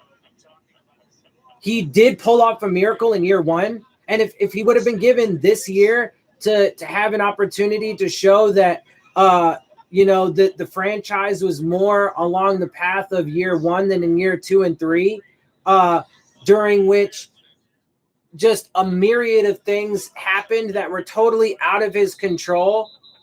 Like, he got blamed for so much shit that wasn't his control and fired prematurely.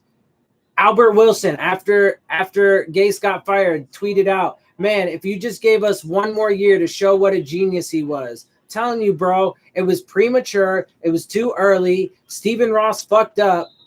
And at this point, considering everything that's happened, not just the things that happened in the offseason, not just the things with the draft and the ways in which I disagree, but all of the, like, fundamentally moral things, you know, in the way that fucking Stephen Ross is backing, you know, President Trump, and the way fucking Brian Flores, as an African-American in this country, with all the shit that's going on with the discrimination and all that shit, this motherfucker decides, instead of getting the back of your brother, the player, your player, the dude who's also a minority in this country, who's fighting for social justice, instead of getting his back, you tell this motherfucker, no, you need to be a company man and you shouldn't say those things. No, that's bullshit. That's being a fucking sellout. Total fucking sellout. What's your question? Do you think Ryan Tannehill should have not gotten traded? Absolutely. I totally think that Ryan Tannehill should not have been traded. I think Tannehill should still be on this team. I think Cameron Wake should have been kept. I think they should have made every possible effort to make sure that they kept Jawan James. I would have taken, instead of taking Christian Wilkins in the first round of the draft, considering the fact that there was a massive run on defensive linemen early in the round, I would have taken the best offensive lineman in the draft, Garrett Bradbury. That would have been your center for years to come, to go with Tunsil, your left tackle for years to come. And if they would have kept Jawan James, your right tackle for years to come. And then you could have gotten a defensive lineman in round 2. And then you could have got with and not traded for Josh Rosen and gave away the additional draft capital and stuff that they did to get him. And then they could have gotten Will Grier, the quarterback.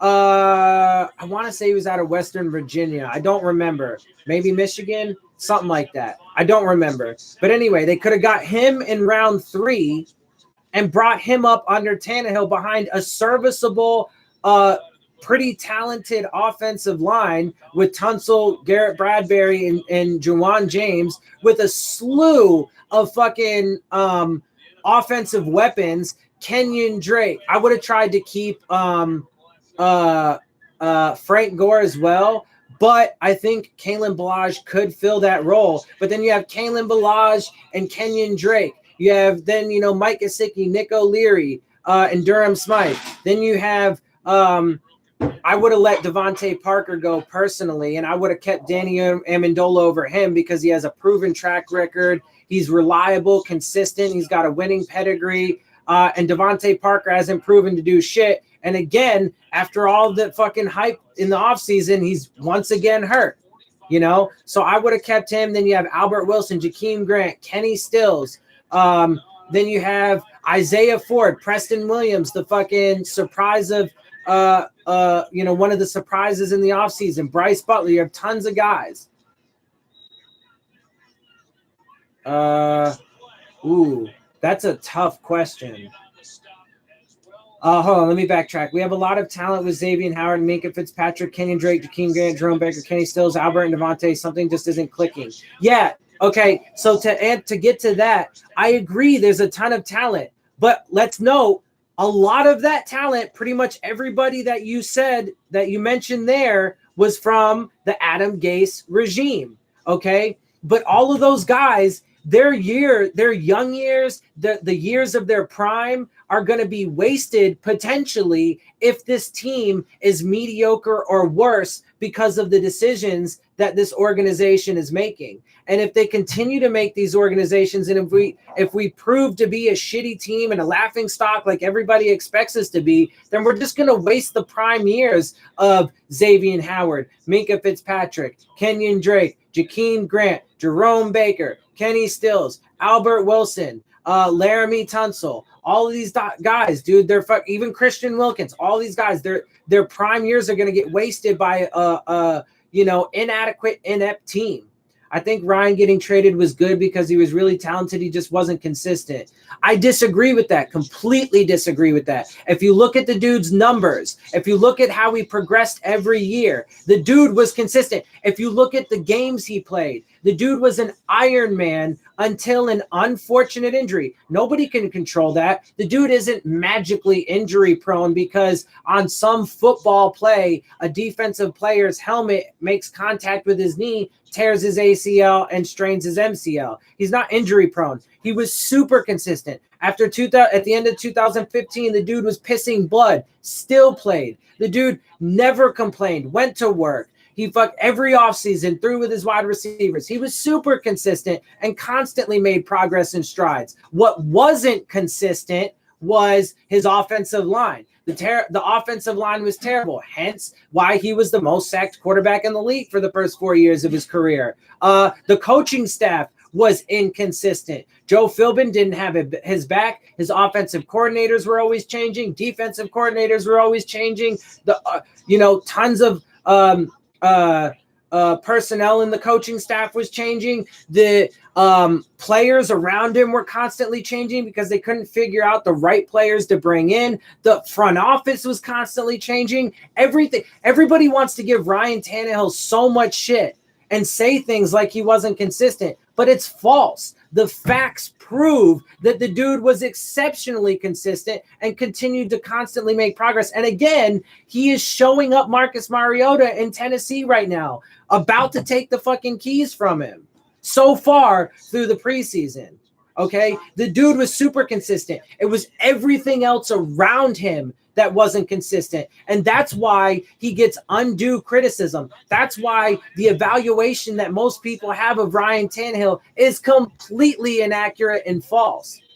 Who would you want? Out of those three quarterbacks, I'm going to say this. You didn't mention him, and I'm biased, but I would prefer Dan Marino or Bob Greasy because they were obviously previous Dolphins. But out of those three, to answer your question, it wouldn't be Peyton Manning. That's a tough one between Joe Montana and John Elway. That's a really tough question. They are neck and neck, but I'm going to go with Montana. I think Montana overall was probably the better quarterback. I'm going to go with Joe Montana. That's my take on that.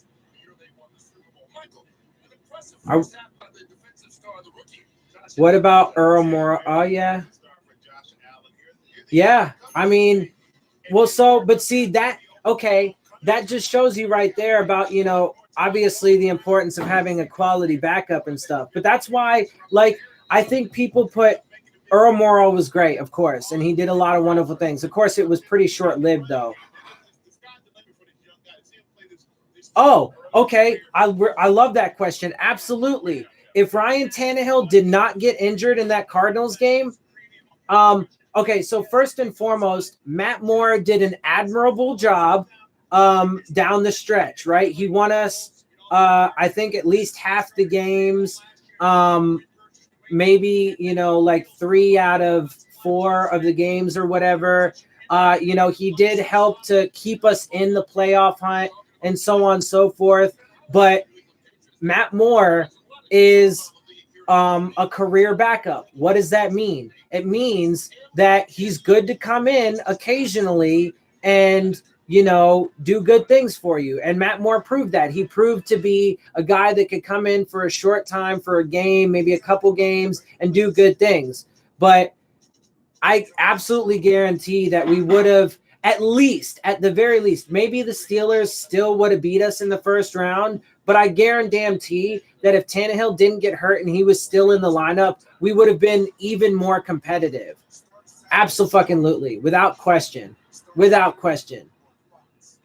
And then furthermore, I'll even take that to the next step though. And so if Ryan Tannehill didn't get that injury, and then if he was around for 2017, yeah. Right? Yeah, because he got injured in 16 and 2017. Right? Yeah. God, I'm getting all this shit. All this shit's getting blurred together. Anyway, if he was there for that entire year, right? Guaranteed we would have done a lot better. Now, the biggest problem with 2017, of course, was the fact that we kept losing guys left and right. So, having said that, it's still very likely that we would have had a down year, right? We might not have done as well as we would have, hoped or wanted to, but that would have been just because the injury bug was just vicious to us.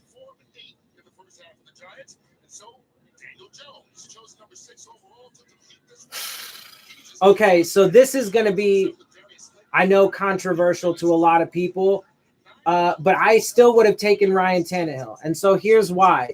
At this point, with the information that I have, and here's why, right? Because so you just look at it, right? You look at the situations. Now, Russell Wilson is a really good quarterback, right? He's an above average quarterback without question. Who else came out in that draft? Andrew Luck, right? Both of those guys had a lot of success early on in their careers and were getting super hyped up because of that. But why did those guys have success early in the careers? Because they had stable coaching staffs, because they were good players, absolutely. So that's part of it. But they had stable coaching staffs. They had good weapons around them. The Seattle Seahawks had an amazing defense. They had weapons on the offense. They had they each had solid offensive lines. And that's why. But then look what happened. What's happened to him since? Russell Wilson doesn't even really get talked about much anymore because the Seattle Seahawks have fallen off. Their defense is nowhere near what it used to be. And so they're being exposed a lot more. And then Andrew Luck, the dude's been super hurt. He actually does have a major injury history and is injury prone. You can give him that title now because of the consistent injury problems that he has. But Ryan Tannehill, what's he doing? He's balling out right now. He's balling out for the Tennessee Titans. Him and Cameron Wake, man, they're going to do good things for that fucking squad. And we're all going to be sitting here as Dolphin fans, sitting on the fucking sideline, watching the Tennessee Titans do good things with our former players. We're going to see the Bills do some good things with fucking their solid defense and Frank Gore running a rock. We're going to see the Jets do some really good things, I bet. I'm thinking the Jets are probably going to, unfortunately, have a good year. I'm telling you, man, we're going to be sitting on the sidelines watching all this shit happen. And everybody that wanted to fucking give me all the fucking shit in the world for saying the truths, the fucking ugly truths that nobody wants to fucking talk about or face, I'm telling you, man, it's all going to fucking come to pass. And then everybody's going to be like, there's going to be 2 fucking groups of people. Well, there's going to be 3 groups of people. They're going to be all of the logical, reasonable people that care about facts and data and context, that were already on my side, whatever, that were already on, not even my side, on the side of truth and facts, right? And you'll have those people, and then you'll have the people that are going to wake up when the fucking reality smacks them in the face and they realize the things I've been saying are right, and then they're going to switch over, and then you're going to have the fucking stupid ass motherfuckers that are just like, abundantly ignorant, just absurdly stupid, and refuse to fucking face reality, and are just going to fucking double down on the fucking dumb shit. Where do you think Xavier Howard ranks among our cornerbacks? I think he is very underrated. Him and Minka will be a great duo as long as Xavier's knee doesn't. Yeah. No, I think so. I've given this regime a ton of criticism, right? For anybody who's been watching my shit knows I've given this regime a ton of criticism, right? Starting with Stephen Ross. But they have done a couple things that, I've given them a tremendous amount of credit for. I think locking up Xavier Howard was the exact right thing to do, right? Locking up Jakeem Grant, I thought was a solid thing. Next year, they have to lock up Laramie Tunsil. They have to. But a little side note to that, and I've been talking about it, they need to give him help on that fucking offensive line too. I think Minka Fitzpatrick was an amazing pick. I think he can be a superstar for us, just like Xavier Howard. I also, real quick though, before I talk about Minka for a second, more on Xavier Howard, I thought paying him as the top corner in the league was the absolute smart and right thing, because he's earned it. He's shown the production, right? He's put up the production, and he's in the prime of his career right now. And the salary cap goes up every single year. So the amount of money that they gave him is going to pale in comparison to the dude who gets, number one cornerback money in a couple years. It's going to look like a steal, as they all do as this stuff progresses, right? So I thought that move was brilliant, absolutely brilliant. And they get all of the credit in the world for that. Minka Fitzpatrick, I think he's great, and I think he can be a super stud. They got to use him right, though. And I think the fucking the shit that his mom was saying, and that, he said she was right when she said it, that, them trying to use him as a strong safety is not suited to his skill set. Now, granted, TJ McDonald and Rashad Jones were both banged up, neither of which are playing tonight because of those injuries, just like half of our defense and a good portion of our offense at this point. But, they got to use them properly. And then not only that, though, but the big thing for all of those guys, right, is they need to build the team properly, right? They need to build the entire team properly, so that way they give these guys an opportunity to actually, live up to their potential while they're still in their primes. These dudes are just going to get old and retire if they keep making these stupid, busted-ass decisions. All right, I will be back in just a second.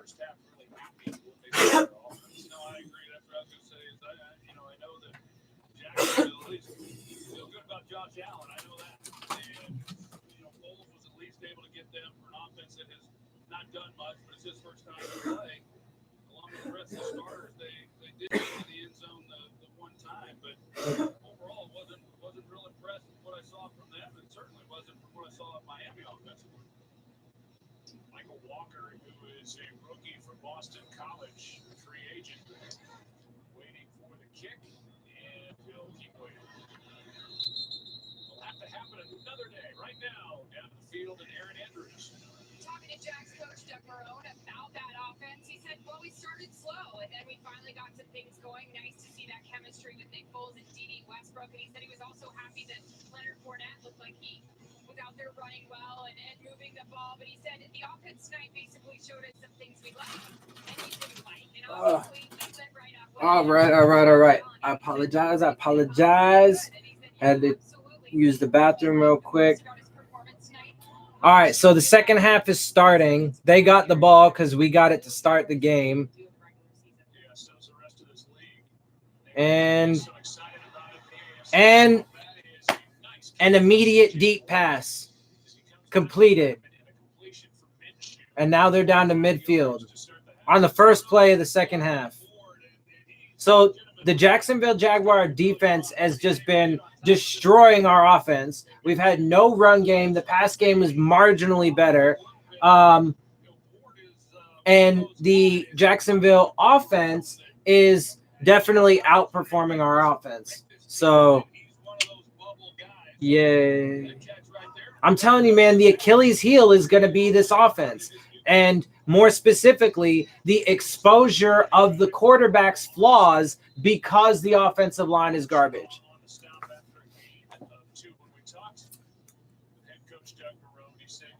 Of course, now is the second half, so a lot of backups should be starting to come in. But Josh Rosen should be coming in for us now. We should have kept Cameron Wake, and we should keep Rashad because they're veterans and they could teach a lot of the dynamic plays on ID with Brian Flores. It could be special.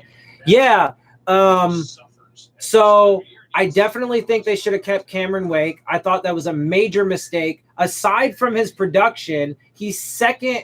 Well, I mean, talk about that a little bit. He's second in franchise history for sacks. He's I saw a thing in the past like 10 years, like half of those years, he was the highest rated Dolphins defender. The dude's just a baller and a beast. And we were the team that took a flyer on him out of the CFL. He's been with us forever. That dude should have retired a Dolphin. It's blasphemy that they let Cameron Wake go. Yes, I do think they should also keep Rashad Jones and find a way to keep him until he retires, because he's put his body on the line and done amazing things for this team, despite the fact that they haven't been able to build it correctly. But as far as Flores goes, I think that there is potential for him to instill a really dynamic and powerful defense. I just don't think he's going to actually get the opportunity because I think that this regime and this coaching staff is going to is going to continue to set themselves up for failure. I think that we're going to have mediocre at best seasons for the next 2 to 3 years. And then, the vast majority of the fan base and Stephen Ross's stupid ass is going to get impatient and want him fired before his 5-year guaranteed contract is up. That's my prediction. I foresee that being a thing. He sacked Tom Brady more than anyone else in the league. Absolutely. I mean, the vast majority of decisions that this coaching staff and front office has made have been just disastrous. And then, let's take a look at his coaching staff, right? So Brian Flores comes in, right? And initially I was saying, I like the dude as a person. I like his resume. I like the things that he did in New England as a coach. I like his come up in the league. Was very diverse. He had a lot of jobs. He's very experienced. He was in a winning system. I think they're shady, cheating motherfuckers, but he was in a winning system. And I quote that because in my opinion, there should be a major asterisk next to the fucking 6 Super Bowl rings that the fucking Patriots have. But, he has that. And then when he came here, right, the coaching staff, I was like, look, man, they got a ton of experience. They've got, some winning records behind a lot of them. But then what happened? One of his staff members had to bow out because of health problems, who happened to be the assistant head coach and the quarterback's coach. So that's huge considering the fact that we just had a major shakeup at quarterback. And then he decided to fire his offensive line coach, the dude that he chose a week into training camp. He fires him because, by his own words, he wasn't implementing the system well enough. So, unfortunately, at this point, there is a legitimate question. Did this dude, really know what he was doing when he was putting this staff together, right? I mean, the answer to that question has yet to be adjudicated, to be fair, but it is a reasonable and logical question at this point. Should we have taken Dwayne Haskins or Christian Wilkins in the draft? So my perspective on that is I would have taken Christian Wilkins over Dwayne Haskins. The reason why is because my philosophy for building a team is build through the draft, supplement through free agency. Do not overspend in free agency. Get, proven veterans that can help fill holes that you need, that can be consistent and provide leadership and so on and so forth, right? But build through the draft. Make sure you're constantly, developing, so on and so forth. I would never, ever, ever, ever take a quarterback in the first or second rounds, ever. Never, not once, and I most certainly would not trade up to get a quarterback. I think the hype on the position is far too much. It's important, yes, but there's also 10 other dudes on the field. I would never take a quarterback in rounds 1 or 2, but I would take a quarterback every single year in round 3 or later, depending on how desperately we need a quarterback. Now, in this particular draft, this past one, the way that I would have handled it was I would have, and of course the offense is still going nowhere, I would have taken Garrett Bradbury in the first round, the best offensive lineman in the draft. That would have given you a center, a young, talented, super talented center for years to come, to pair with at least Laramie Tunsil if you still lost Jawan James, but the both of them if you manage to keep him. And then I would have come back in round 2 to get my defensive lineman because it was an area of need, predominantly at edge, though, not so much on the interior. I thought interior was where we were strongest with Vincent Taylor, Devon Codshaw, Akeem Spence, and so on and so forth. I think we needed edge rushers mostly because we lost Cameron Wake, Andre Branch, who I advocated to let go of, Robert Quinn, who I was just indifferent towards, and William Hayes, who I would have kept, right? We lost all those dudes, so we needed edge defenders, right? And one of our big criticisms last year was that we couldn't get any sacks, although I defended the defensive line because we led the league in interceptions. Xavier Howard led the league as a player, tied for league, to be fair, with Will Fuller, in interceptions. Why? Because they were getting tons of pressure. Finally, a good fucking offensive play again. Jesus. And a first down on third. We don't see that like ever. But Ryan Fitzpatrick is still in the game. Josh Rosen hasn't even come in yet. Yeah, and so then to finish my thought, I would have gotten the defensive lineman in round 2, probably an edge defender. Also, if you noticed, there was a massive run in the first round on defensive players, particularly defensive linemen. So the smart choice would be, okay, all of the best rated, top rated defensive linemen are going off the board. Let's not take a defensive lineman in round 1. Let's get the best offensive lineman we can because he's available. Garrett Bradbury didn't get taken until number 17. Okay. We had 12, 13. What was it? Or 13, I think, right? We could have taken him easy, right? And then they could have gotten Will Greer in round number 2 if they didn't fucking, trade away fucking. Oh, great. Another flag, right? I would not have taken Josh Rosen. My young quarterback, I would have taken in the 3rd round, Will Greer, and I would have kept Ryan Tannehill to be the veteran guy, and bolster that offensive line in round 1 and the defensive line in round 2. Should we give Jay Ajayi another chance? No. The reason why I say that is because I agree with getting rid of him because a couple reasons. Because I thought he was too selfish and had too much of a me thought that I did agree with that, and it showed. I also thought that there was significant concern over his knees, and he has had, even since he left the Dolphins, problems with him. Not to mention, he has completely faded off since then. I mean, last year we didn't really hear much about him, and he certainly faded off more as the year went on. I mean, maybe he has a resurgent year, but no, I would definitely keep Kalen Ballage and Kenyon Drake over him any day. And like I said, I would have rather have had Frank Gore still. How do you feel about Kiko Alonso? I feel it's just a little underrated. With the right coaching staff, he'd be pretty good. Absolutely. So Kiko Alonso, he's been a bit up and down, sure. But I think his production speaks for itself. Overall, he's had tremendous production. Last season, he was our leading tackler. He had like 3 forced fumbles and like 1 or 2 interceptions. I mean, like, it just blows my mind that people would want to get rid of him when he has that kind of production. Now, when you talk about some of the penalties, like, we can juxtapose the penalties he got to the penalties that Jarvis Landry got.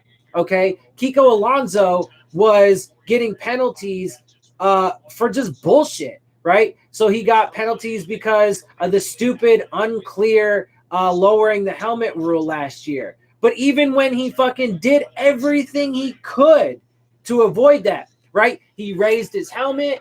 He put his arms up. In fact, he put his arms behind him and did this like floundering fish position, and still fucking gets called for it. I think those are bullshit fucking calls, and I don't think those were on him. But Jarvis Landry, on the other hand, the dude was always super heated. And again, right or wrong, because there were half the time I defended him, but right or wrong, he kind of did it to himself because he had that reputation of being, boisterous and fucking, loud and aggressive and shit like that, right? So there's a huge difference. I think Kiko Alonso also gets a ton of undue criticism. And yeah, he's hella underrated. Absolutely. I like Kiko, and he's done a lot of good things for us. He has had a little bit of injury problem, but that's also in part because of the fact that they're relying on him so much, especially for sure since he's been here in Miami. They've been asking him to do so much, and not only that, not only do so many different things, but also play a ton, man. The dude he played damn near every snap last year. The dude got beat up. No, that's cool, man. I like the questions. I appreciate them. And they're all good questions. They're all good questions. I like it. I like the interaction. It's fun. And this is what this is for, man. This is, the live streams and stuff. Although I probably should pay a little bit more attention to the game. You got me on all these motherfucking tangents and shit with these questions. I like it, but maybe for a couple minutes we should watch the game because they're actually down in the red zone. The Dolphins offense is actually down in the red zone. Go fucking figure. Look at that. Let's see. Can they actually punch it in, or are they going to have to settle for a field goal? Or are they going to do something stupid and turn the ball over? Let's see. What will they do? So they're on essentially the 5-yard line. Yeah, but will they score? Yeah, will they score? That's exactly right. Will they score? And, no, not like that. Not letting that fucking hole, or not letting that dude come through the hole like that. He just drilled. Yeah, we lost like 3 yards, I think, on that. 3 or. Oh.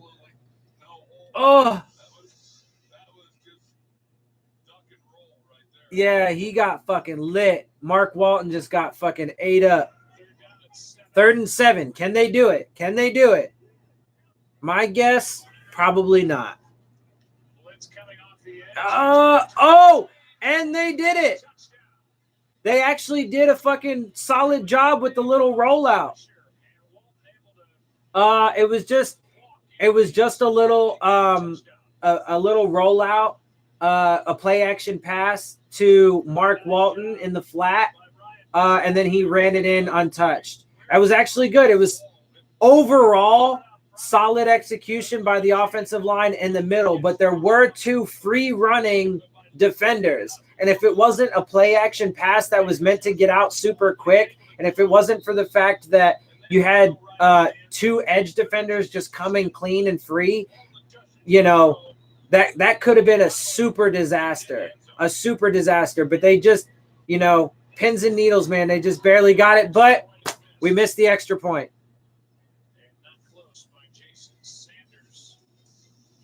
Hey, but look, credit, man. Credit where credit's due. They actually did somehow manage to fucking, work their way down and put up 6.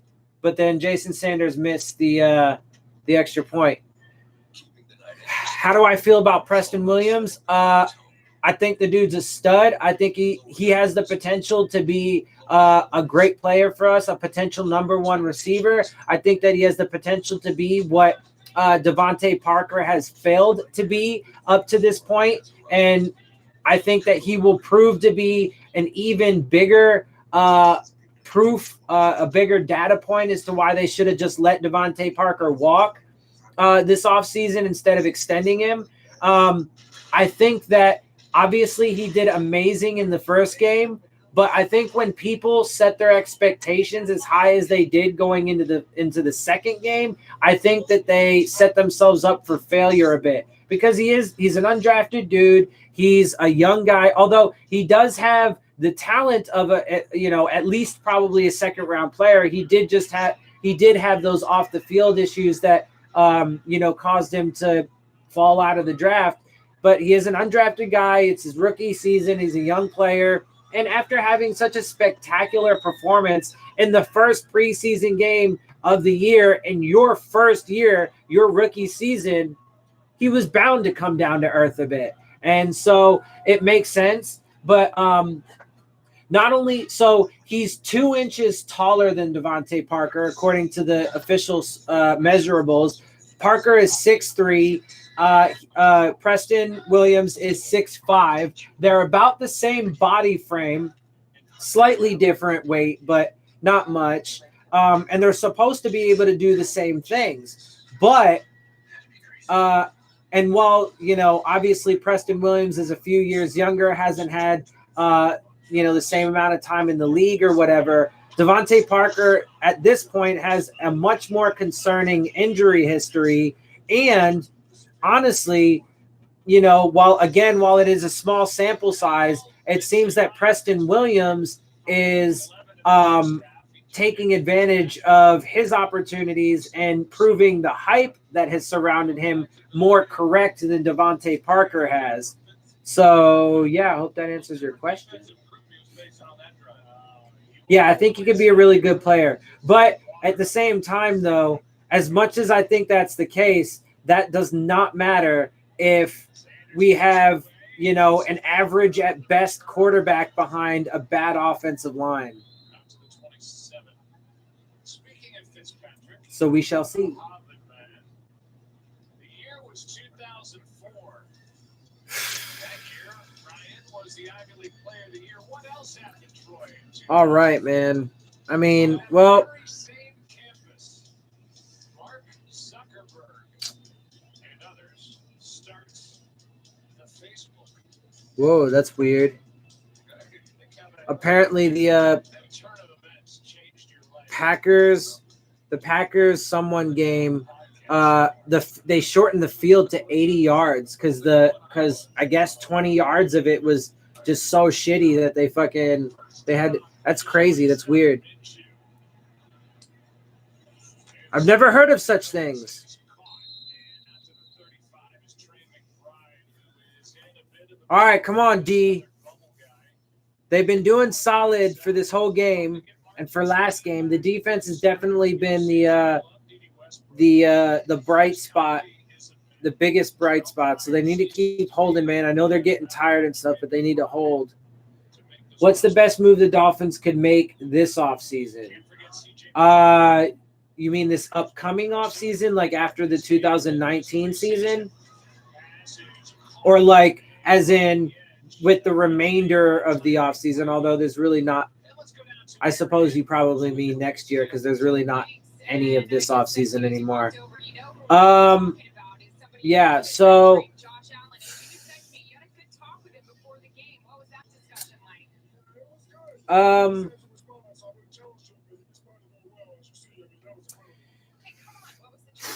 okay, so I would say probably the best thing that they could do is they could probably, I mean, at this point, they could probably get rid of Ryan Fitzpatrick. I would keep Josh Rosen because I do think he has potential. He is cheap and so on and so forth. And, you know, we don't really have many options at this point, right? So I would keep Josh Rosen, get rid of Ryan Fitzpatrick. I would draft a quarterback in this upcoming draft, but I would not take one, as I've said, in the first or second round. I would probably take one in the third round, see what I can get in the third round to, compete with Josh Rosen and see who, climbs to the top. And then obviously the other one would be your backup. And then for the next, like I said, every year they should draft a quarterback. Absolutely every year.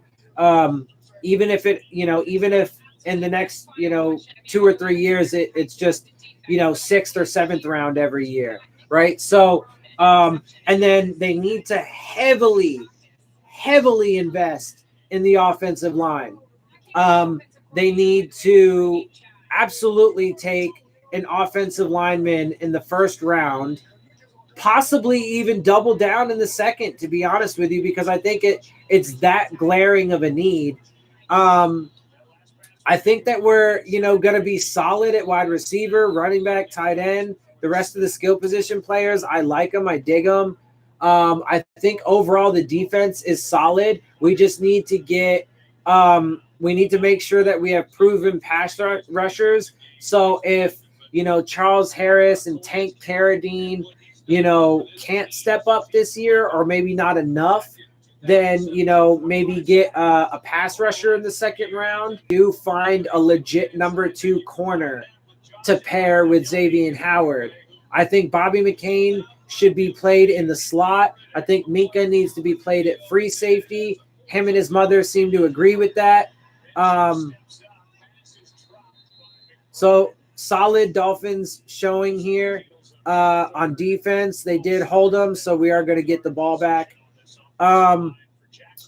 Let's see.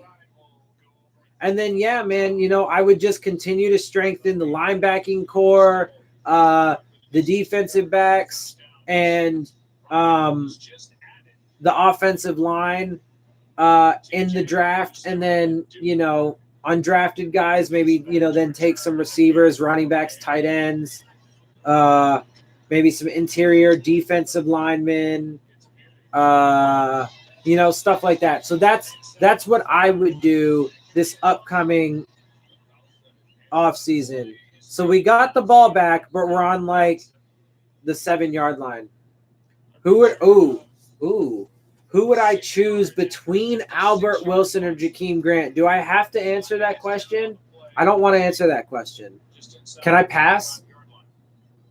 Man. That's a super tough question too, because I love both of them. I think they're both super skilled. I think they're about even, right? When it comes to speed, when it comes to skill. Oh, great. So we got a flag as well. So half the distance to the goal, we're on like the 6-yard line now. I like them both. Honestly, I'm going to side with Jakeem Grant. And the reason why I'm going to side with Jakeem Grant is simply because of the fact that we drafted him. Because I think they're both really good dudes. I mean, I don't know them personally, but from what I can tell, they both seem to be good dudes and good people. They're both phenomenal players.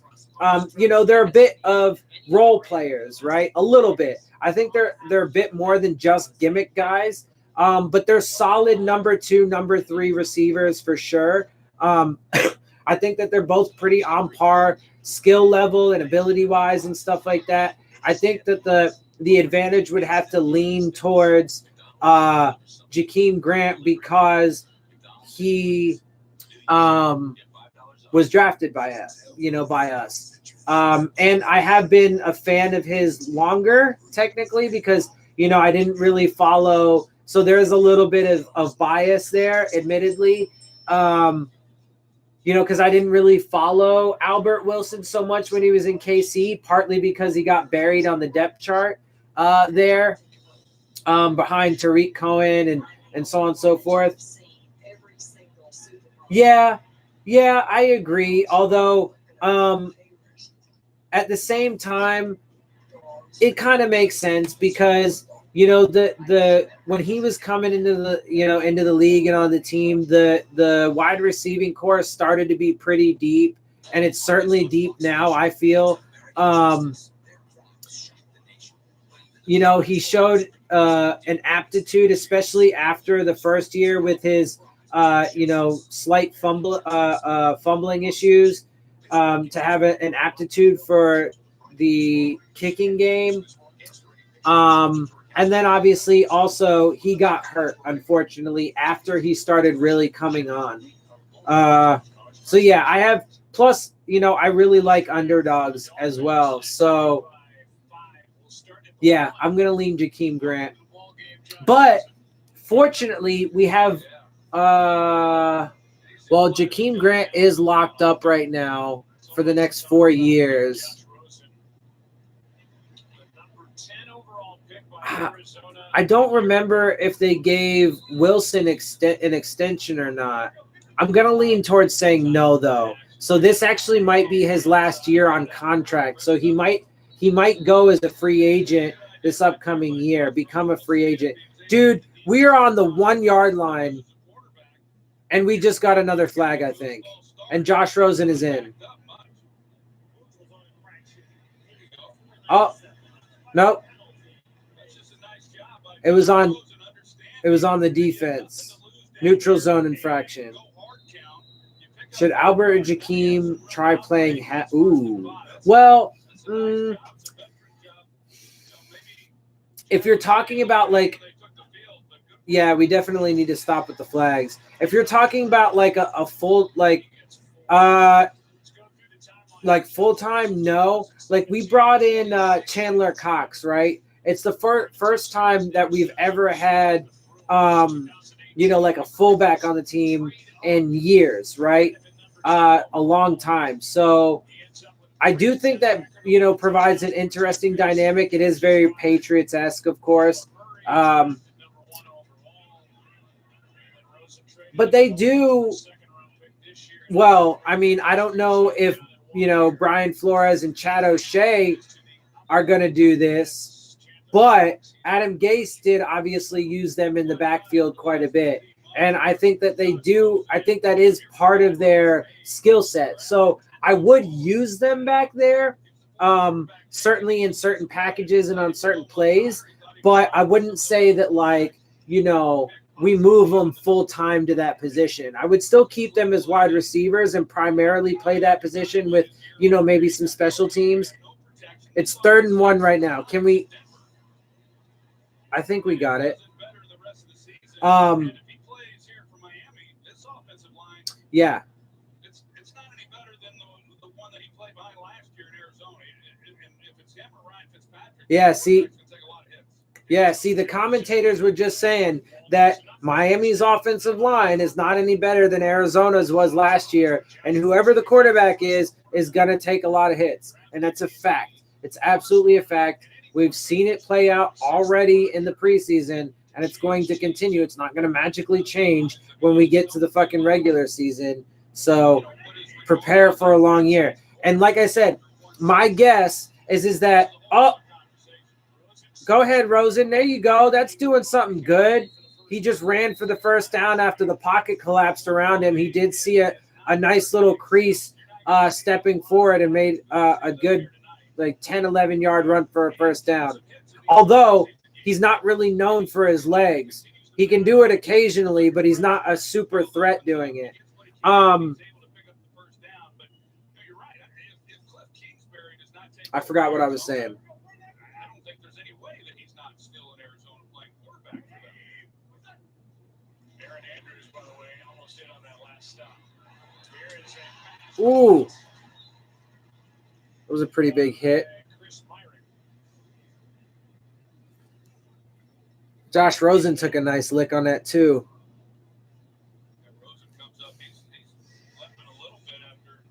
Ooh, no, that was not a good land on that shoulder.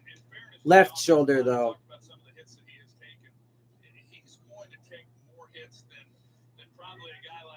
Oh, yeah, I remember what I was saying.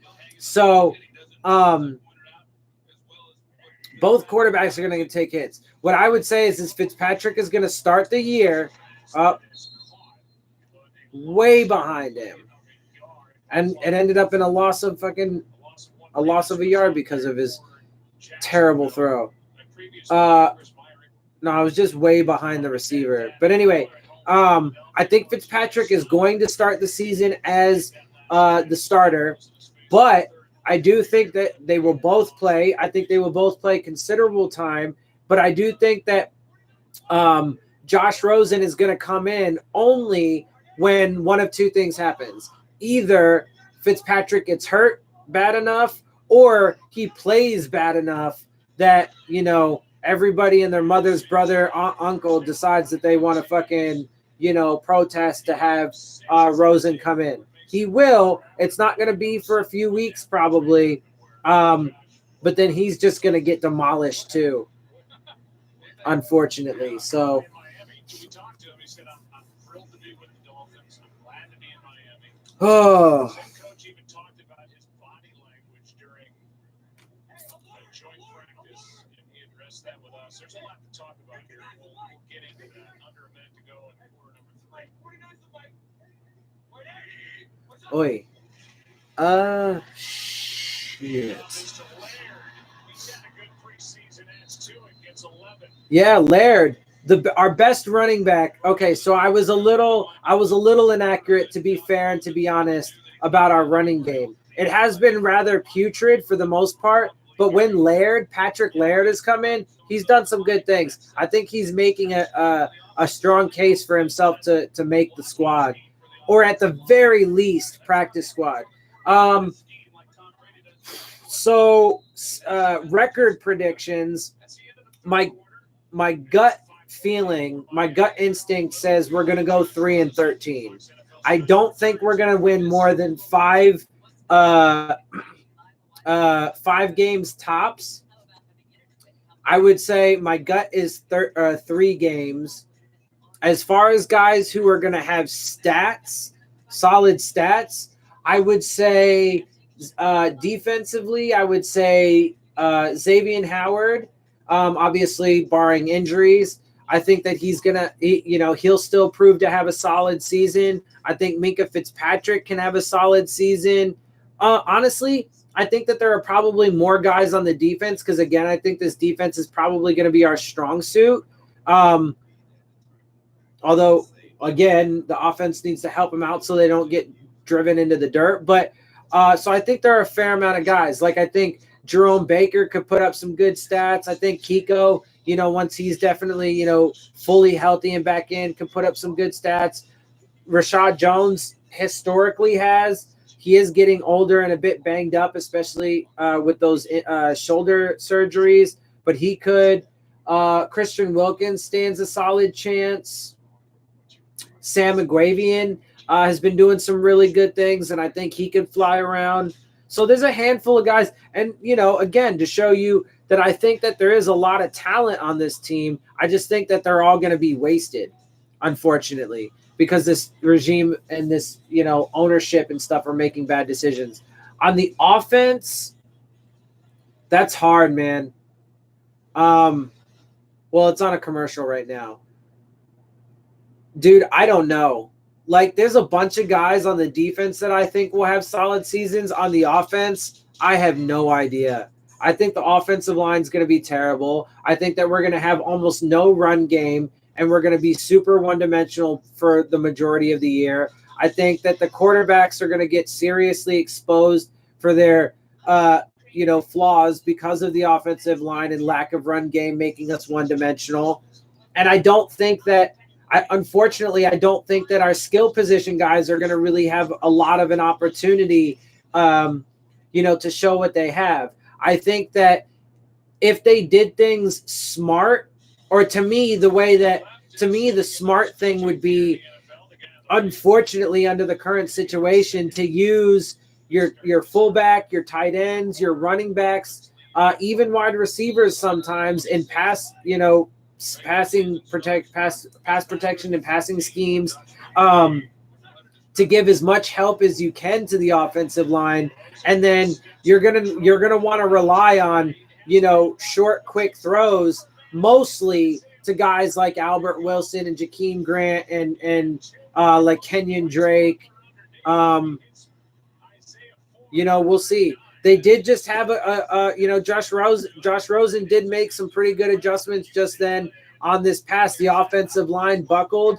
He had to shimmy to the left, move back to the right. He rolled out and threw a nice pass. His body was still not as, level and square as it should have been. And of course, we just lost 5 yards on a run play to follow that nice pass play. But yeah, it was solid ball placement and stuff. Although Isaiah Ford did have a pretty good, couple steps on the defender, but his shoulders still weren't square enough. His feet weren't set enough, and he's gonna if he has to consistently do that, because Ryan Tannehill did some of his best work when he was on the run, even though nobody wants to give him credit for it. But he did some of his best work. Josh Rosen's not known for that. So if he has to, and maybe he'll prove me wrong, but if he has to consistently do that, I think it's going to be a disaster. I wish we were in the 70s or 80s or 90s being a Dolphins fan. Yeah, 70s definitely. I would have loved to have been around for the 72 team, but hold that thought.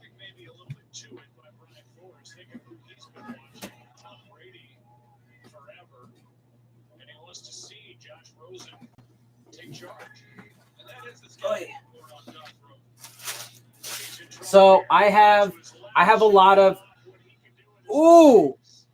Josh Rosen just had a nice run, but he took an unnecessary shot. That's not good.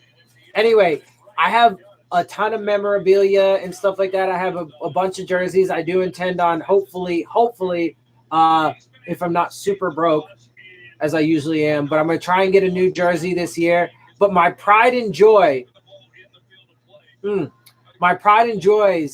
of like all the stuff I have, like I have a collection of the draft hats since 2015. I have some receiver gloves. I have a little trash bag in my car. I have a lanyard on my keys, Dolphins wallet, several jerseys, shorts, shirts, slippers, a Dolphins comforter. I have socks, all types of stuff. But here's my pride and joys for my Dolphins stuff. Custom made Nikes. I love these fucking things. Custom made Nikes in Dolphins colors, and on the side, as you can see, 1972 Miami. It's a little backwards, I think, because of the camera. But 1972 Miami to commemorate the 1972 season that we went undefeated. I love these shoes. I always, whenever I do wear them out and stuff, I get lots of compliments. And so, by the way, we actually did score a touchdown just now. Go ahead, man. So, but there's a flag. We scored a touchdown, and we just converted the 2-point conversion, but there was a holding call, and so now it's getting backed up 10 yards. So we're going to kick the extra point. It's not fun being a Fins fan in New England, let me tell you. Yeah, I can bet, man. Yeah, I love these shoes, man. They're fucking awesome. I love them. I love them. I love them.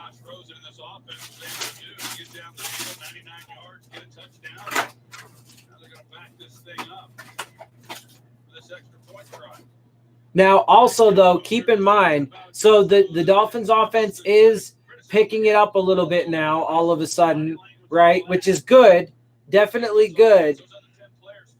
But they are playing against a lot of backups now at this point. And some of these guys that are playing are still starters or would be possible starters. Like Josh Rosen is a potential starter and probably will at some point. It looked like Kenny Stills was still out on the field.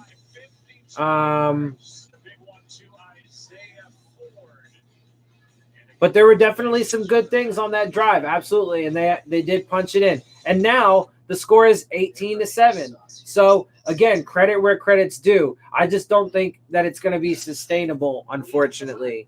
Not this. And once we get once we get to the – so, okay, back up just a little bit. So, obviously, the preseason and stuff, you can get a lot of context. You can get a lot of clues and data points to help, mold the, evaluation, right, and determine or try to determine how things are going to, work out.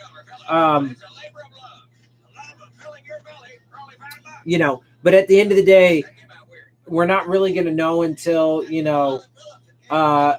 the season begins, right? We're not going to know until we play actual games that matter towards the record. We're not going to know until we've trimmed the roster down from 90 to 53 and who's, makes the final cut and who's going to be on the practice squad. We're not going to know until we see, what kind of adversity this team has to face, what kind of, injuries we're going to sustain. So, I mean, there's still a lot to be determined, but we'll know soon enough, man. I mean, we got next week, the final preseason game, which you don't really expect, a lot of the starters to play at all. Although, frankly, a ton of starters haven't played the past 2 weeks. Rashad Jones, T.J. McDonald, Kiko Alonso, Raekwon McMillan, Chase Allen, Devontae Parker, Jakeem Grant, Albert Wilson, Kenyon Drake, Rashad Jones. I don't know if I mentioned him, but a ton of guys. Who do you think will win, Fins or Redskins? My grandma's a diehard Skins fan, and we are always talking trash to each other. This year, Rosen with a good drive. Not only 4 for 5 for 52 throwing it, carried it 2 times. Probably the Skins. No, I don't know. Honestly, I can't totally answer that question because I'm not like super up on who's on their team right now. So I'll have to obviously though, we do play them right this year. So I will be doing, a pre-evaluation, where I'll watch film and go over their record and their stats and their placements and all that stuff before the game, and then I'll do a preview video of the game and stuff. So now they are home 3 of the 4 games. Their only trip is to Dallas, but then their bye week is week 5.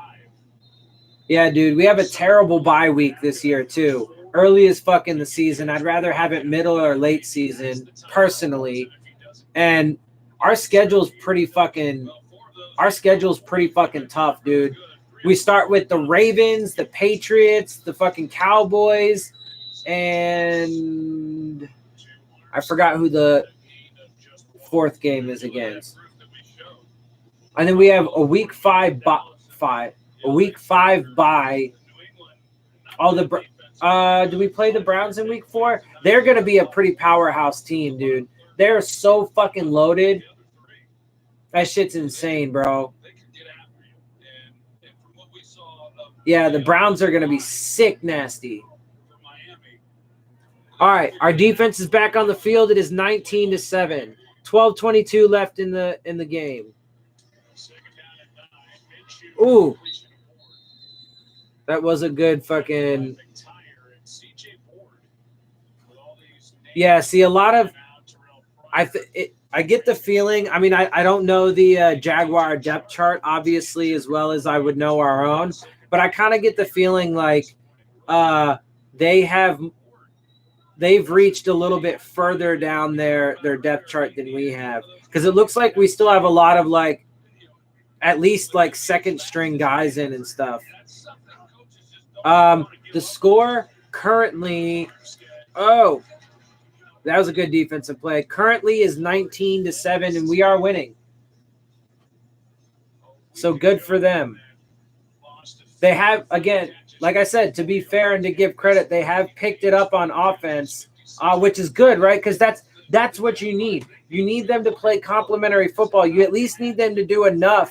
Like when we get turnovers and we're deep in their territory, we need to take advantage of that and not just get field goals, but punch it in. We need to be able to move the ball and actually put up some points, because then if we can do that, man, then the defense won't get fucking, mauled, exhausted, and then break down. Oh, that was a miscommunication. All right, I will be back in like just a minute. Oh, by the way, I appreciate that. I think you're pretty cool too so far. I mean, it's been a really good conversation, and I love the questions. What was your reaction to the Miami Miracle? Yeah. So, okay. Did you see? You know who TD Finstock is? He's one of the other, Miami Dolphins podcasters or YouTubers, whatever. You probably know who he is, right? TD Finstock. Well, the Miami Dolphins, and I have to. Oh, hell yeah. Big time sack, baby. What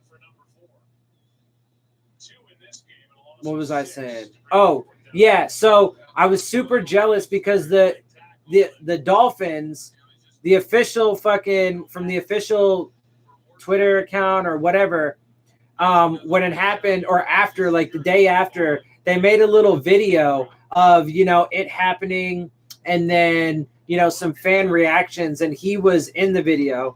Like I said, super fucking jealous. But he was freaking out. He was going nuts. And so was I, man. Like, and that's why I'm super excited to be doing the live streams now, because I wasn't able to before, but I am super excited about that now because I get pretty animated, man. Like you'll see, trust me, you'll see when the regular season starts and the games are for real, bruh, I'm going to be all over the place. When we do good things, I'm going to be screaming and yelling, be like, yeah, fuck yeah, woo!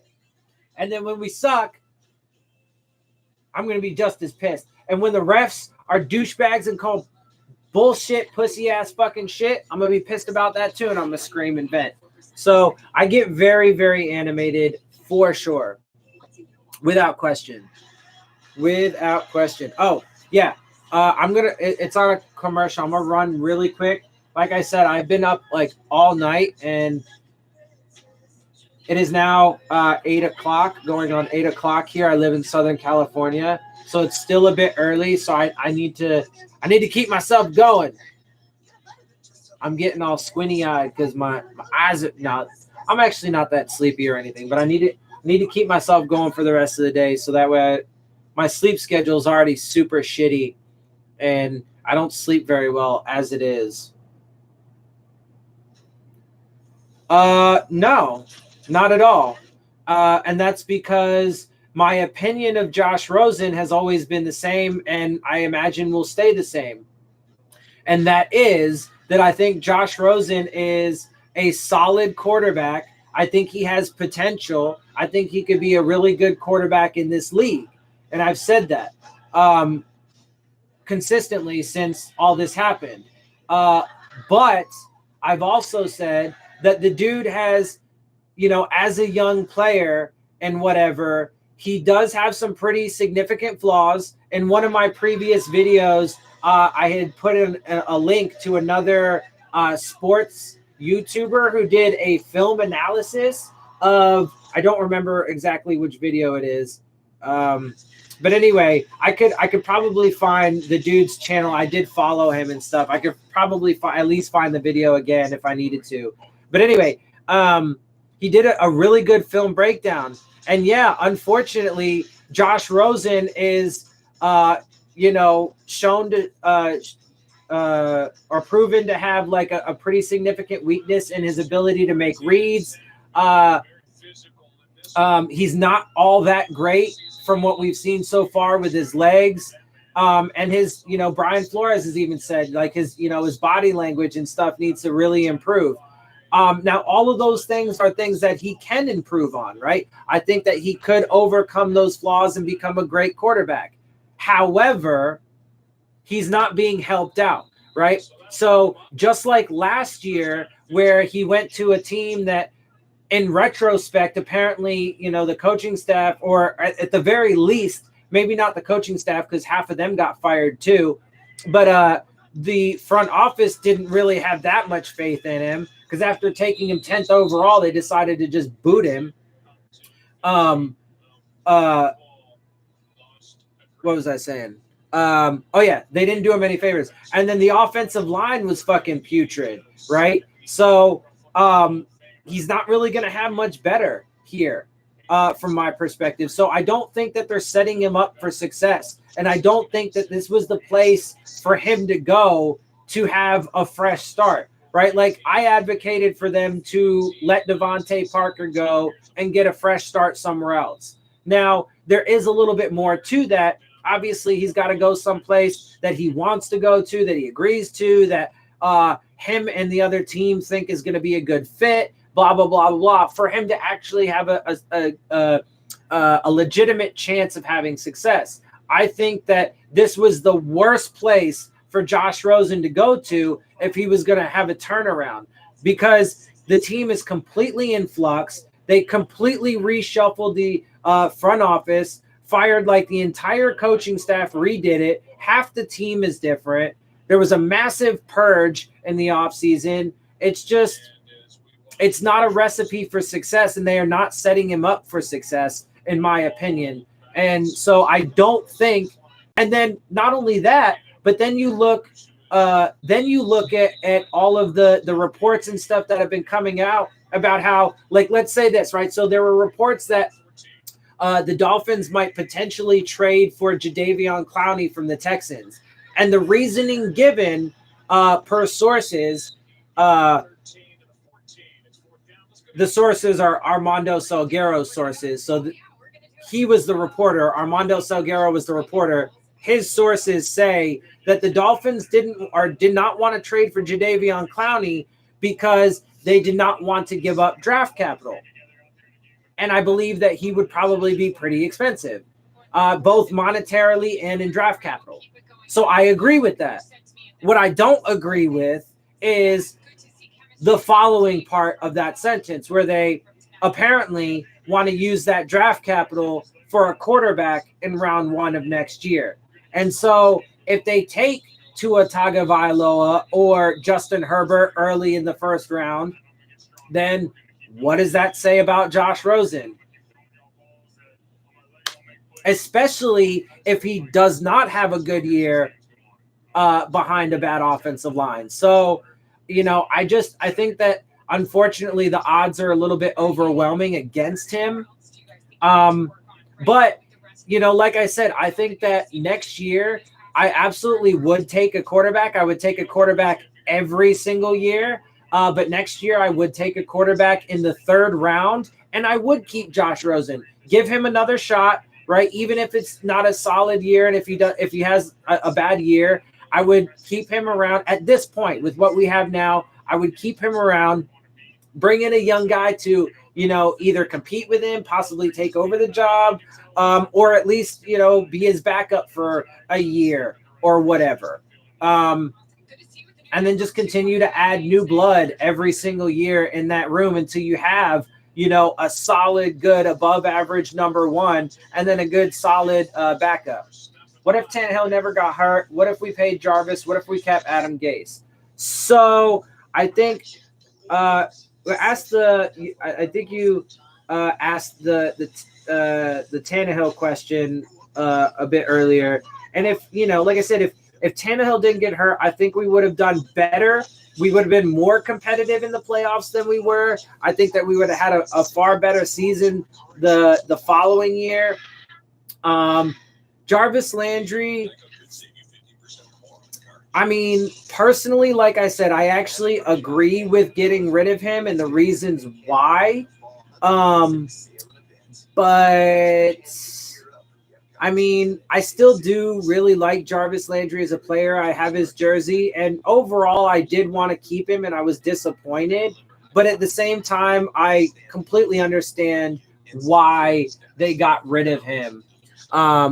Actually, you know what? I did forget to move my mic. I can move my mic a little bit closer. Hopefully, that's a little bit better for you. But anyway, so... but Adam Gase, though, as far as Adam Gase goes, so I believe that as far as the coaches go, that Stephen Ross, the coaching choices, I thought he was the best one that Stephen Ross has made. And I think that he was far too premature in firing him. My philosophy is that a regime, so that means the front office and the coaching staff, should be given 5 years, a 5-year window to prove that they can do it. Why? Because, 5 years is a good amount of time. It gives them, the ability to implement their culture, to build chemistry and rapport with the players, get a few years under their belt. It gives them the ability to have a few drafts. And I think that draft picks, it is unfair to evaluate them until at least the end of their rookie contract. So you give them a few drafts. And then after 5 years, if they can't do it, then you just hit the full reset button from top to bottom, right? None of the piecemeal bullshit where you fire one dude, you reshuffle this office around, and then you keep half the fucking people. Yeah. So, that was a really good return by them. It is 19-7 currently still. Sorry I'm late again. It's cool, man. No worries. I've seen all the first quarter and up to the touchdown. I know Fitz didn't really have a good first half. First drive and second both also played pretty good. Yeah, so the offense was putrid right off the bat. The defense has been solid all game, and the offense has picked it up in the second half a bit, hence why it's 19-7. But again, to be clear and to be fair, it is against a lot of backups and stuff like that. Let's see. I assume you can hear me now. I did notice you said that I was muted, but I assume you can hear me now. Do you think he was like Odell, where he just wasn't happy with the Dolphins the way Odell wasn't happy with the Giants? I do think that there were definitely some tensions and frictions between I assume you mean Jarvis, right? So I do think that there were some tensions and frictions, and that played into it. I do think that Jarvis Landry is a bit more selfish of a player than I would like. But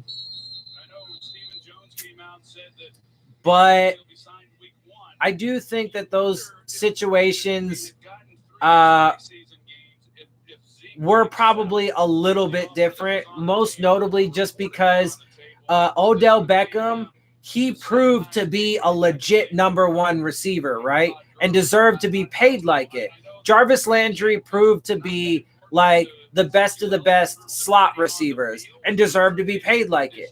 Jarvis was demanding number one receiver money, and that's not all right, in my opinion. I don't think he deserved that. I think he deserved to be paid as like the highest paid slot receiver. And Odell Beckham, with him, the both of them, one of their biggest downfalls is their attitude, though. And I think that they both have a little bit too much of like a superiority complex. Like, I feel like they think, all players need to have confidence and think that they're the best and so on and so forth. But I think that they take it a little too far and are a little too egotistical. Bad O-line right now, though, absolutely. The O-line has been pretty bad the entire game. Like I said, they picked it up a little bit. There have been tons of penalties, though, that hasn't helped. Poor tackling. I wouldn't say so much poor tackling. There's definitely been some misses for sure. They had a couple breakdowns for sure. But I do think that that's stuff that the defense could fix and improve upon, as long as they're not having to spend like 75% of the game or more on the fucking field getting worn down and hurt. Gesicki highlights. I have actually been engaging in this conversation very heavily and have been side streaming peripherals the game, so I haven't been seeing as much. But we certainly need Gesicki to pick it up. About 9 tackles for loss is terrible. Yeah, we've been like I said, the offensive line and the offense has just been like not good. I agree that Gase is a better coach, but I'm fairly impressed with the staff so far. Okay. I'm not. I mean, but that's my perspective. Everybody has their views. Initially I started actually, with a ton of credit in a lot of ways. Like I said initially that I liked Brian Flores as a person. I thought he had a good pedigree and a good, come up in the NFL, blah, blah, blah. I thought he had a pretty solid resume. I thought the coaching staff overall was solid. But since then, I've disagreed very vehemently with a lot of his decisions. I've also, the question has not yet been adjudicated. We don't have the answer yet.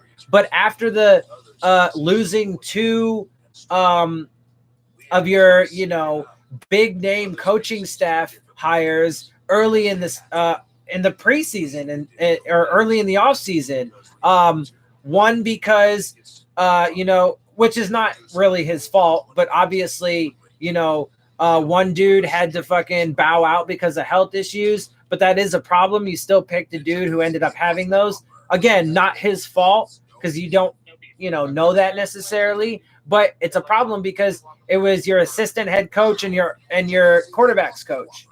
Big deal.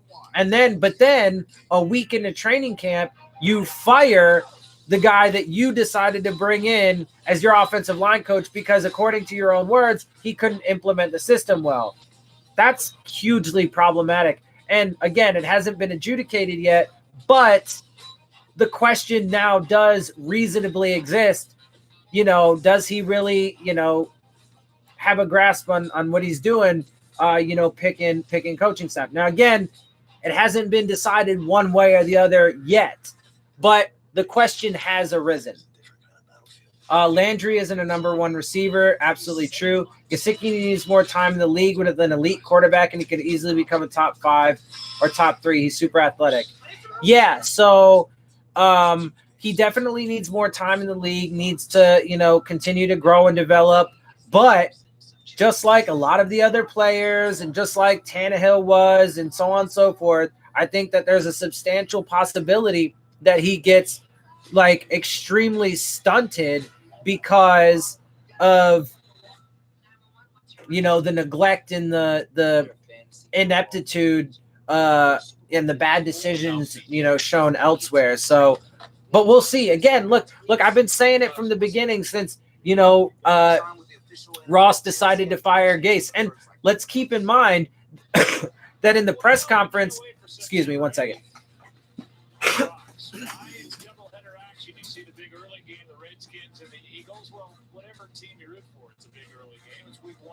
Season, America's game of the week. Saquon Barkley and the Giants take on Dak Prescott. Who knows, a quarterback running back for the Dallas Cowboys. Or other regional action. So let's keep in mind that in the press conference following that, Stephen Ross said himself, it could be, I hope not, and I'm paraphrasing a little bit here, I hope not, but it could be 1, 2, or 3 years before we're even competitive. But yeah, I think Gesicki absolutely has the potential and the talent to be, a great receiving tight end. Now, look, ideally you want tight ends that can do both, and I think he is improving on his blocking, but I don't have any problem with bringing in, like they did, bringing in a predominantly pass-catching tight end like Mike Gesicki, and then a predominantly run blocking or a blocking tight end like Durham Smythe. And then, of course, you also think, Nick O'Leary did some good things in the past game. At this point, we have Dwayne Allen and Clive Walford, who are predominantly blocking tight ends at this point.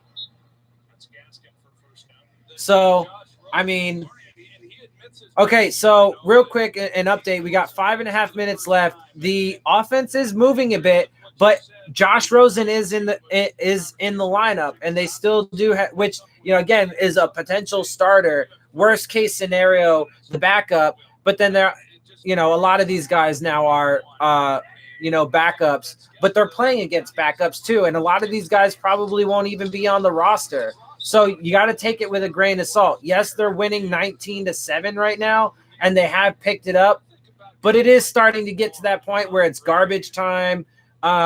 They showed some pretty significant flaws early on, especially in the starting lineup. A lot of these guys, again, aren't even going to be on the roster. And on top of that, we have a ton of guys, both on the offense and defense, that are pretty banged up right now. Didn't play last game, aren't playing this game, and it's a big deal. When Stephen Ross dies is when we win the Super Bowl. Look, I mean, I'm completely soured on Stephen Ross. One, because of his ineptitude in regard to making football decisions, and more notably recently because of his support for a racist, bigot, misogynist, xenophobe like Donald Trump. So I'm totally done with him. But at the same time, I still wouldn't want to, you know, link those things together. Hopefully, you know, fucking, you know, we don't happen to win. Ooh, that wasn't a smart throw. Hopefully, you know, we don't happen to win the Super Bowl when Stephen Ross dies. Frankly, I just want him to fucking stop being such a fucking greedy, fucking like stubborn old man. Just fucking sell the team, bro.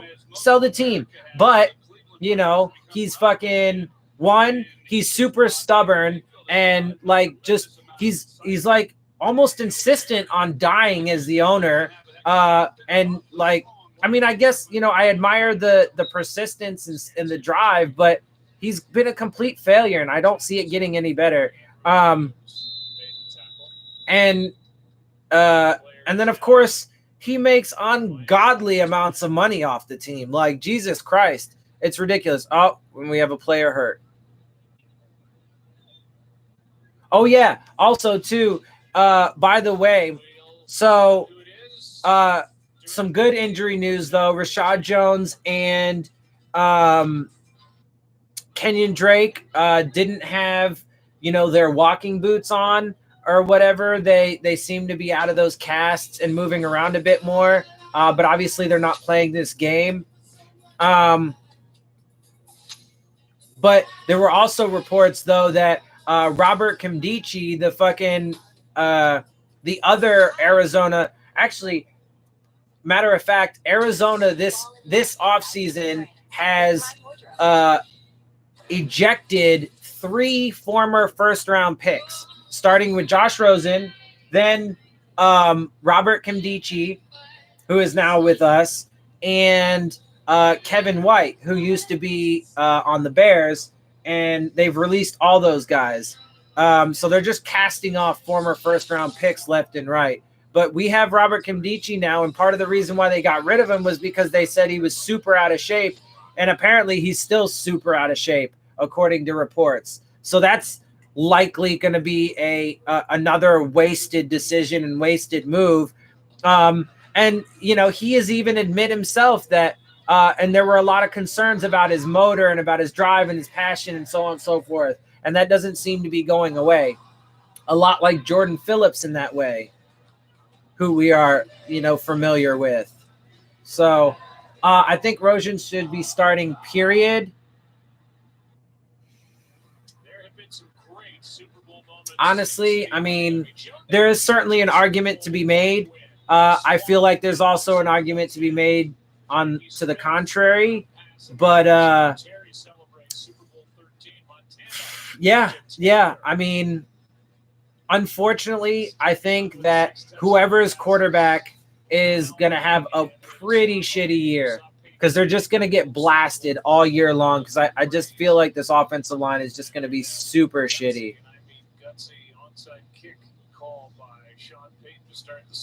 Jordan Mills got injured. Mills was injured on that last play. He'll get looked at now on the sideline.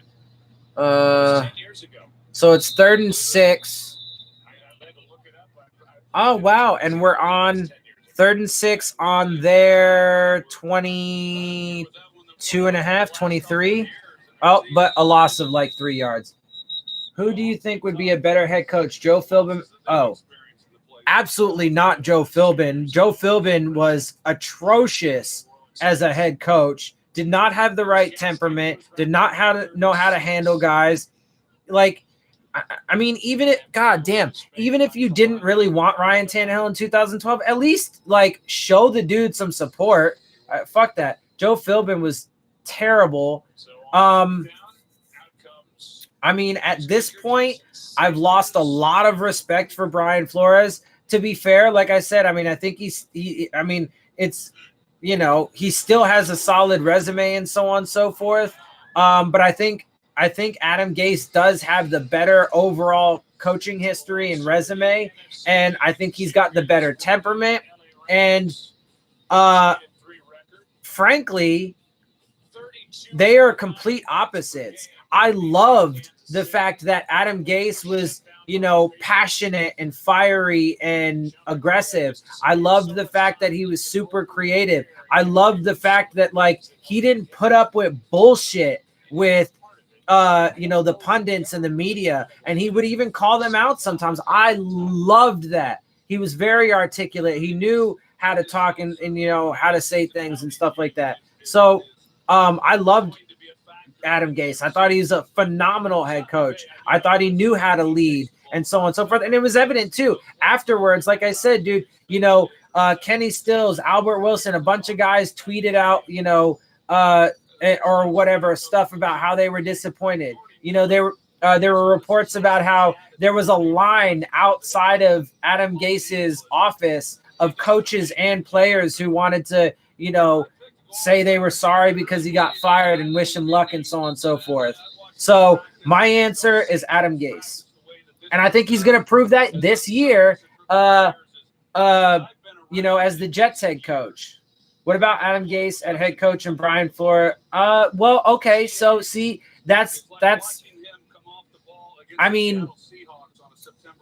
so I am admittedly, again, a little biased, or I think rightfully so at this point, against Brian Flores. And I'm just keeping it real with you because to me, the things he did was being a complete sellout and backing the rich white old man billionaire over the fucking, minority player on your team is being a fucking sellout.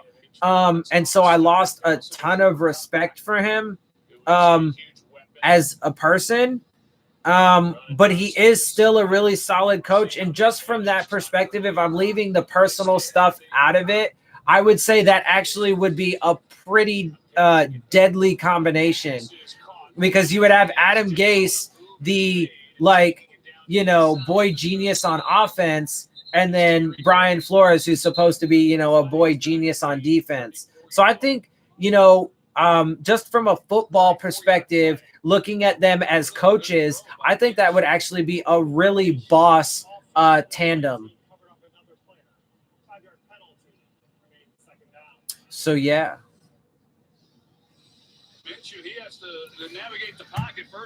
All right. So as it stands right now, I mean, we're only a couple minutes away from the end of the game. And look, to be completely fair, it looks like we're going to end up winning this game. It is just a preseason game, so what the fuck ever. Although, part of my issue with this game, though, right from the jump, was that we're not even actually getting to evaluate a lot of the starters, right? Devontae Parker, Albert Wilson, Jakeem Grant, Kiko Alonso, Rashad Jones, blah, blah, blah, blah, blah. Tons of Laramie Tunsil didn't play at all tonight, right? A lot of these guys, although to be fair, he's not injured from, what the reports are saying, but we didn't get to really evaluate. And I doubt they're going to play next game. So, this entire preseason, and this is supposed to be the quote unquote dress rehearsal. We didn't get to see our legit starting offense at all.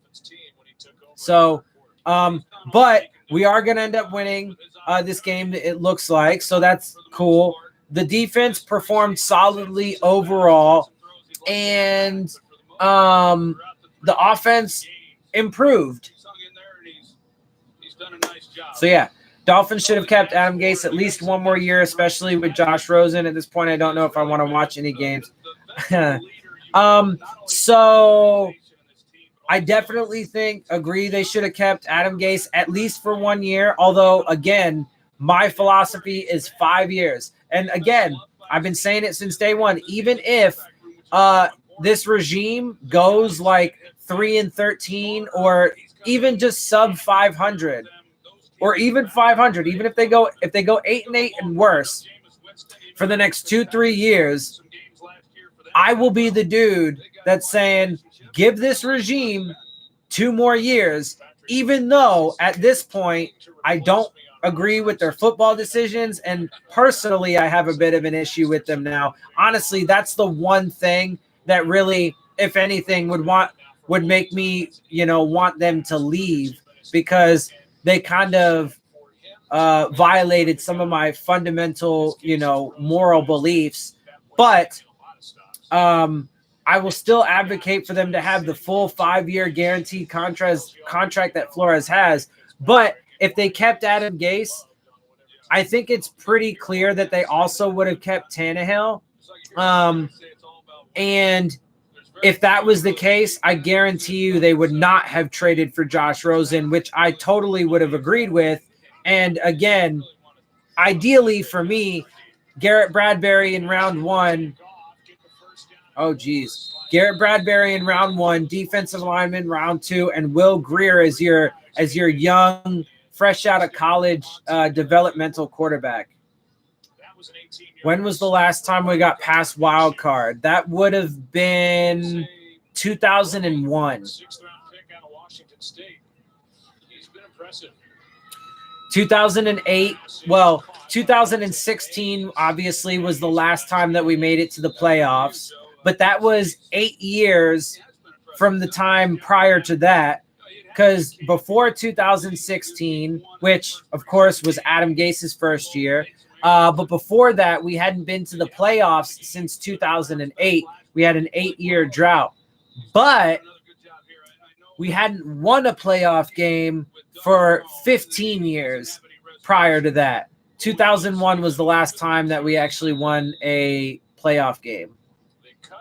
Oh, by the way, I really love this too. I actually do need to read this bitch more, but I love this too. I got the Fins at 50 commemorative book, the history of the first 50 years of the Dolphins franchise. This shit's dope.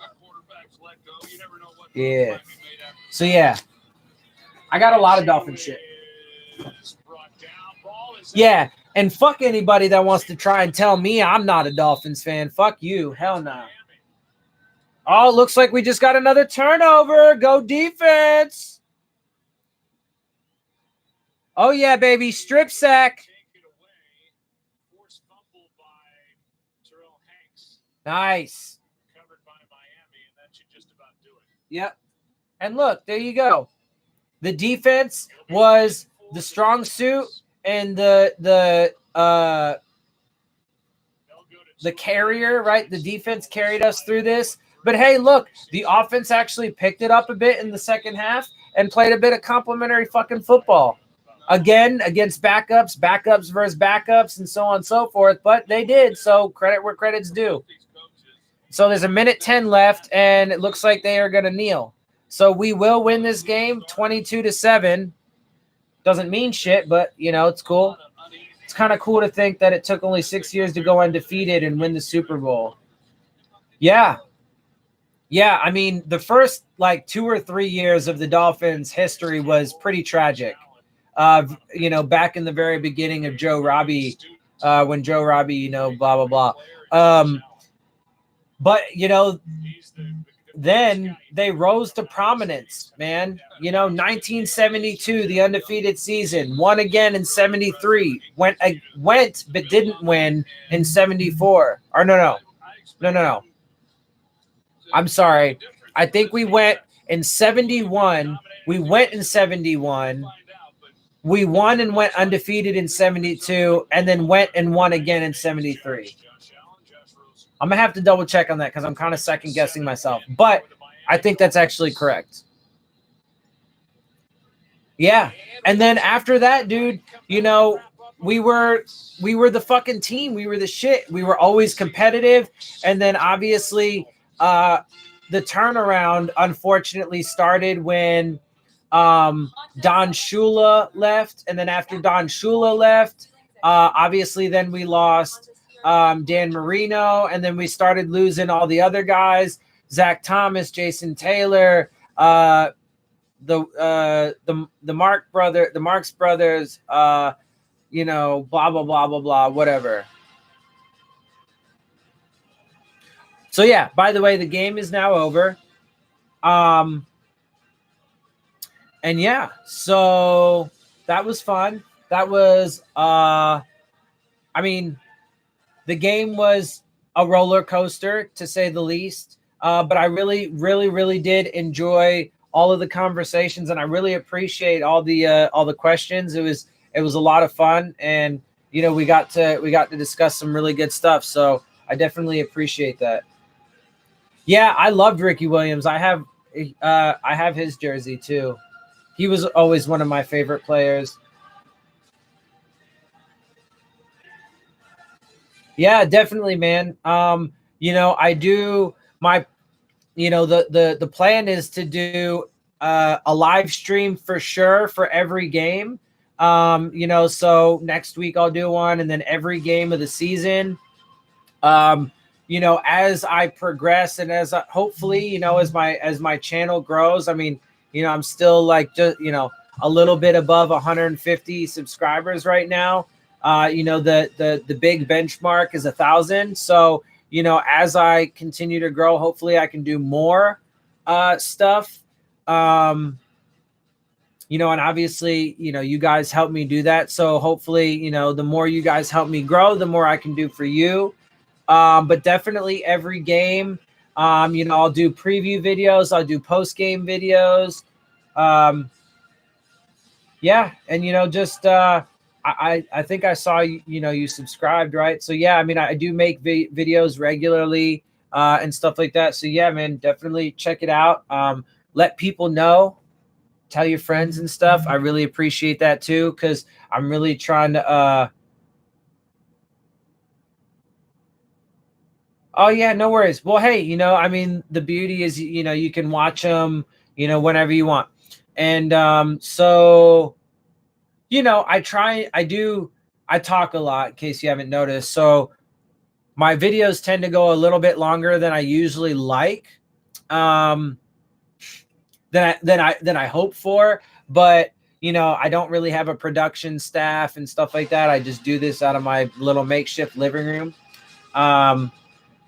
But yeah, man, you know, tune in whenever you can, man. And like I said, you know, I mean, look, at the end of the day, the biggest thing, the most important thing is the subscription, right? To subscribe. Then, you know, obviously just watch and tune in as much as you can. And then, you know, after that, spread it around and let other people know, man. And you know, I really appreciate that. So, you know, thanks for doing that. Thanks for subscribing. Thanks for jumping up in here. I really appreciate all the conversation and the questions. You know, it's been great. Yeah. And you know, I hope to see you back and to keep up with this, man. I you know, I like it. I enjoy it. You know, there's a lot of haters and a lot of, you know, crazy, ridiculous people, but there's a lot of cool people too. So, you know, I'm trying to, you know, try and get a good contingent of, like, you know, good-hearted,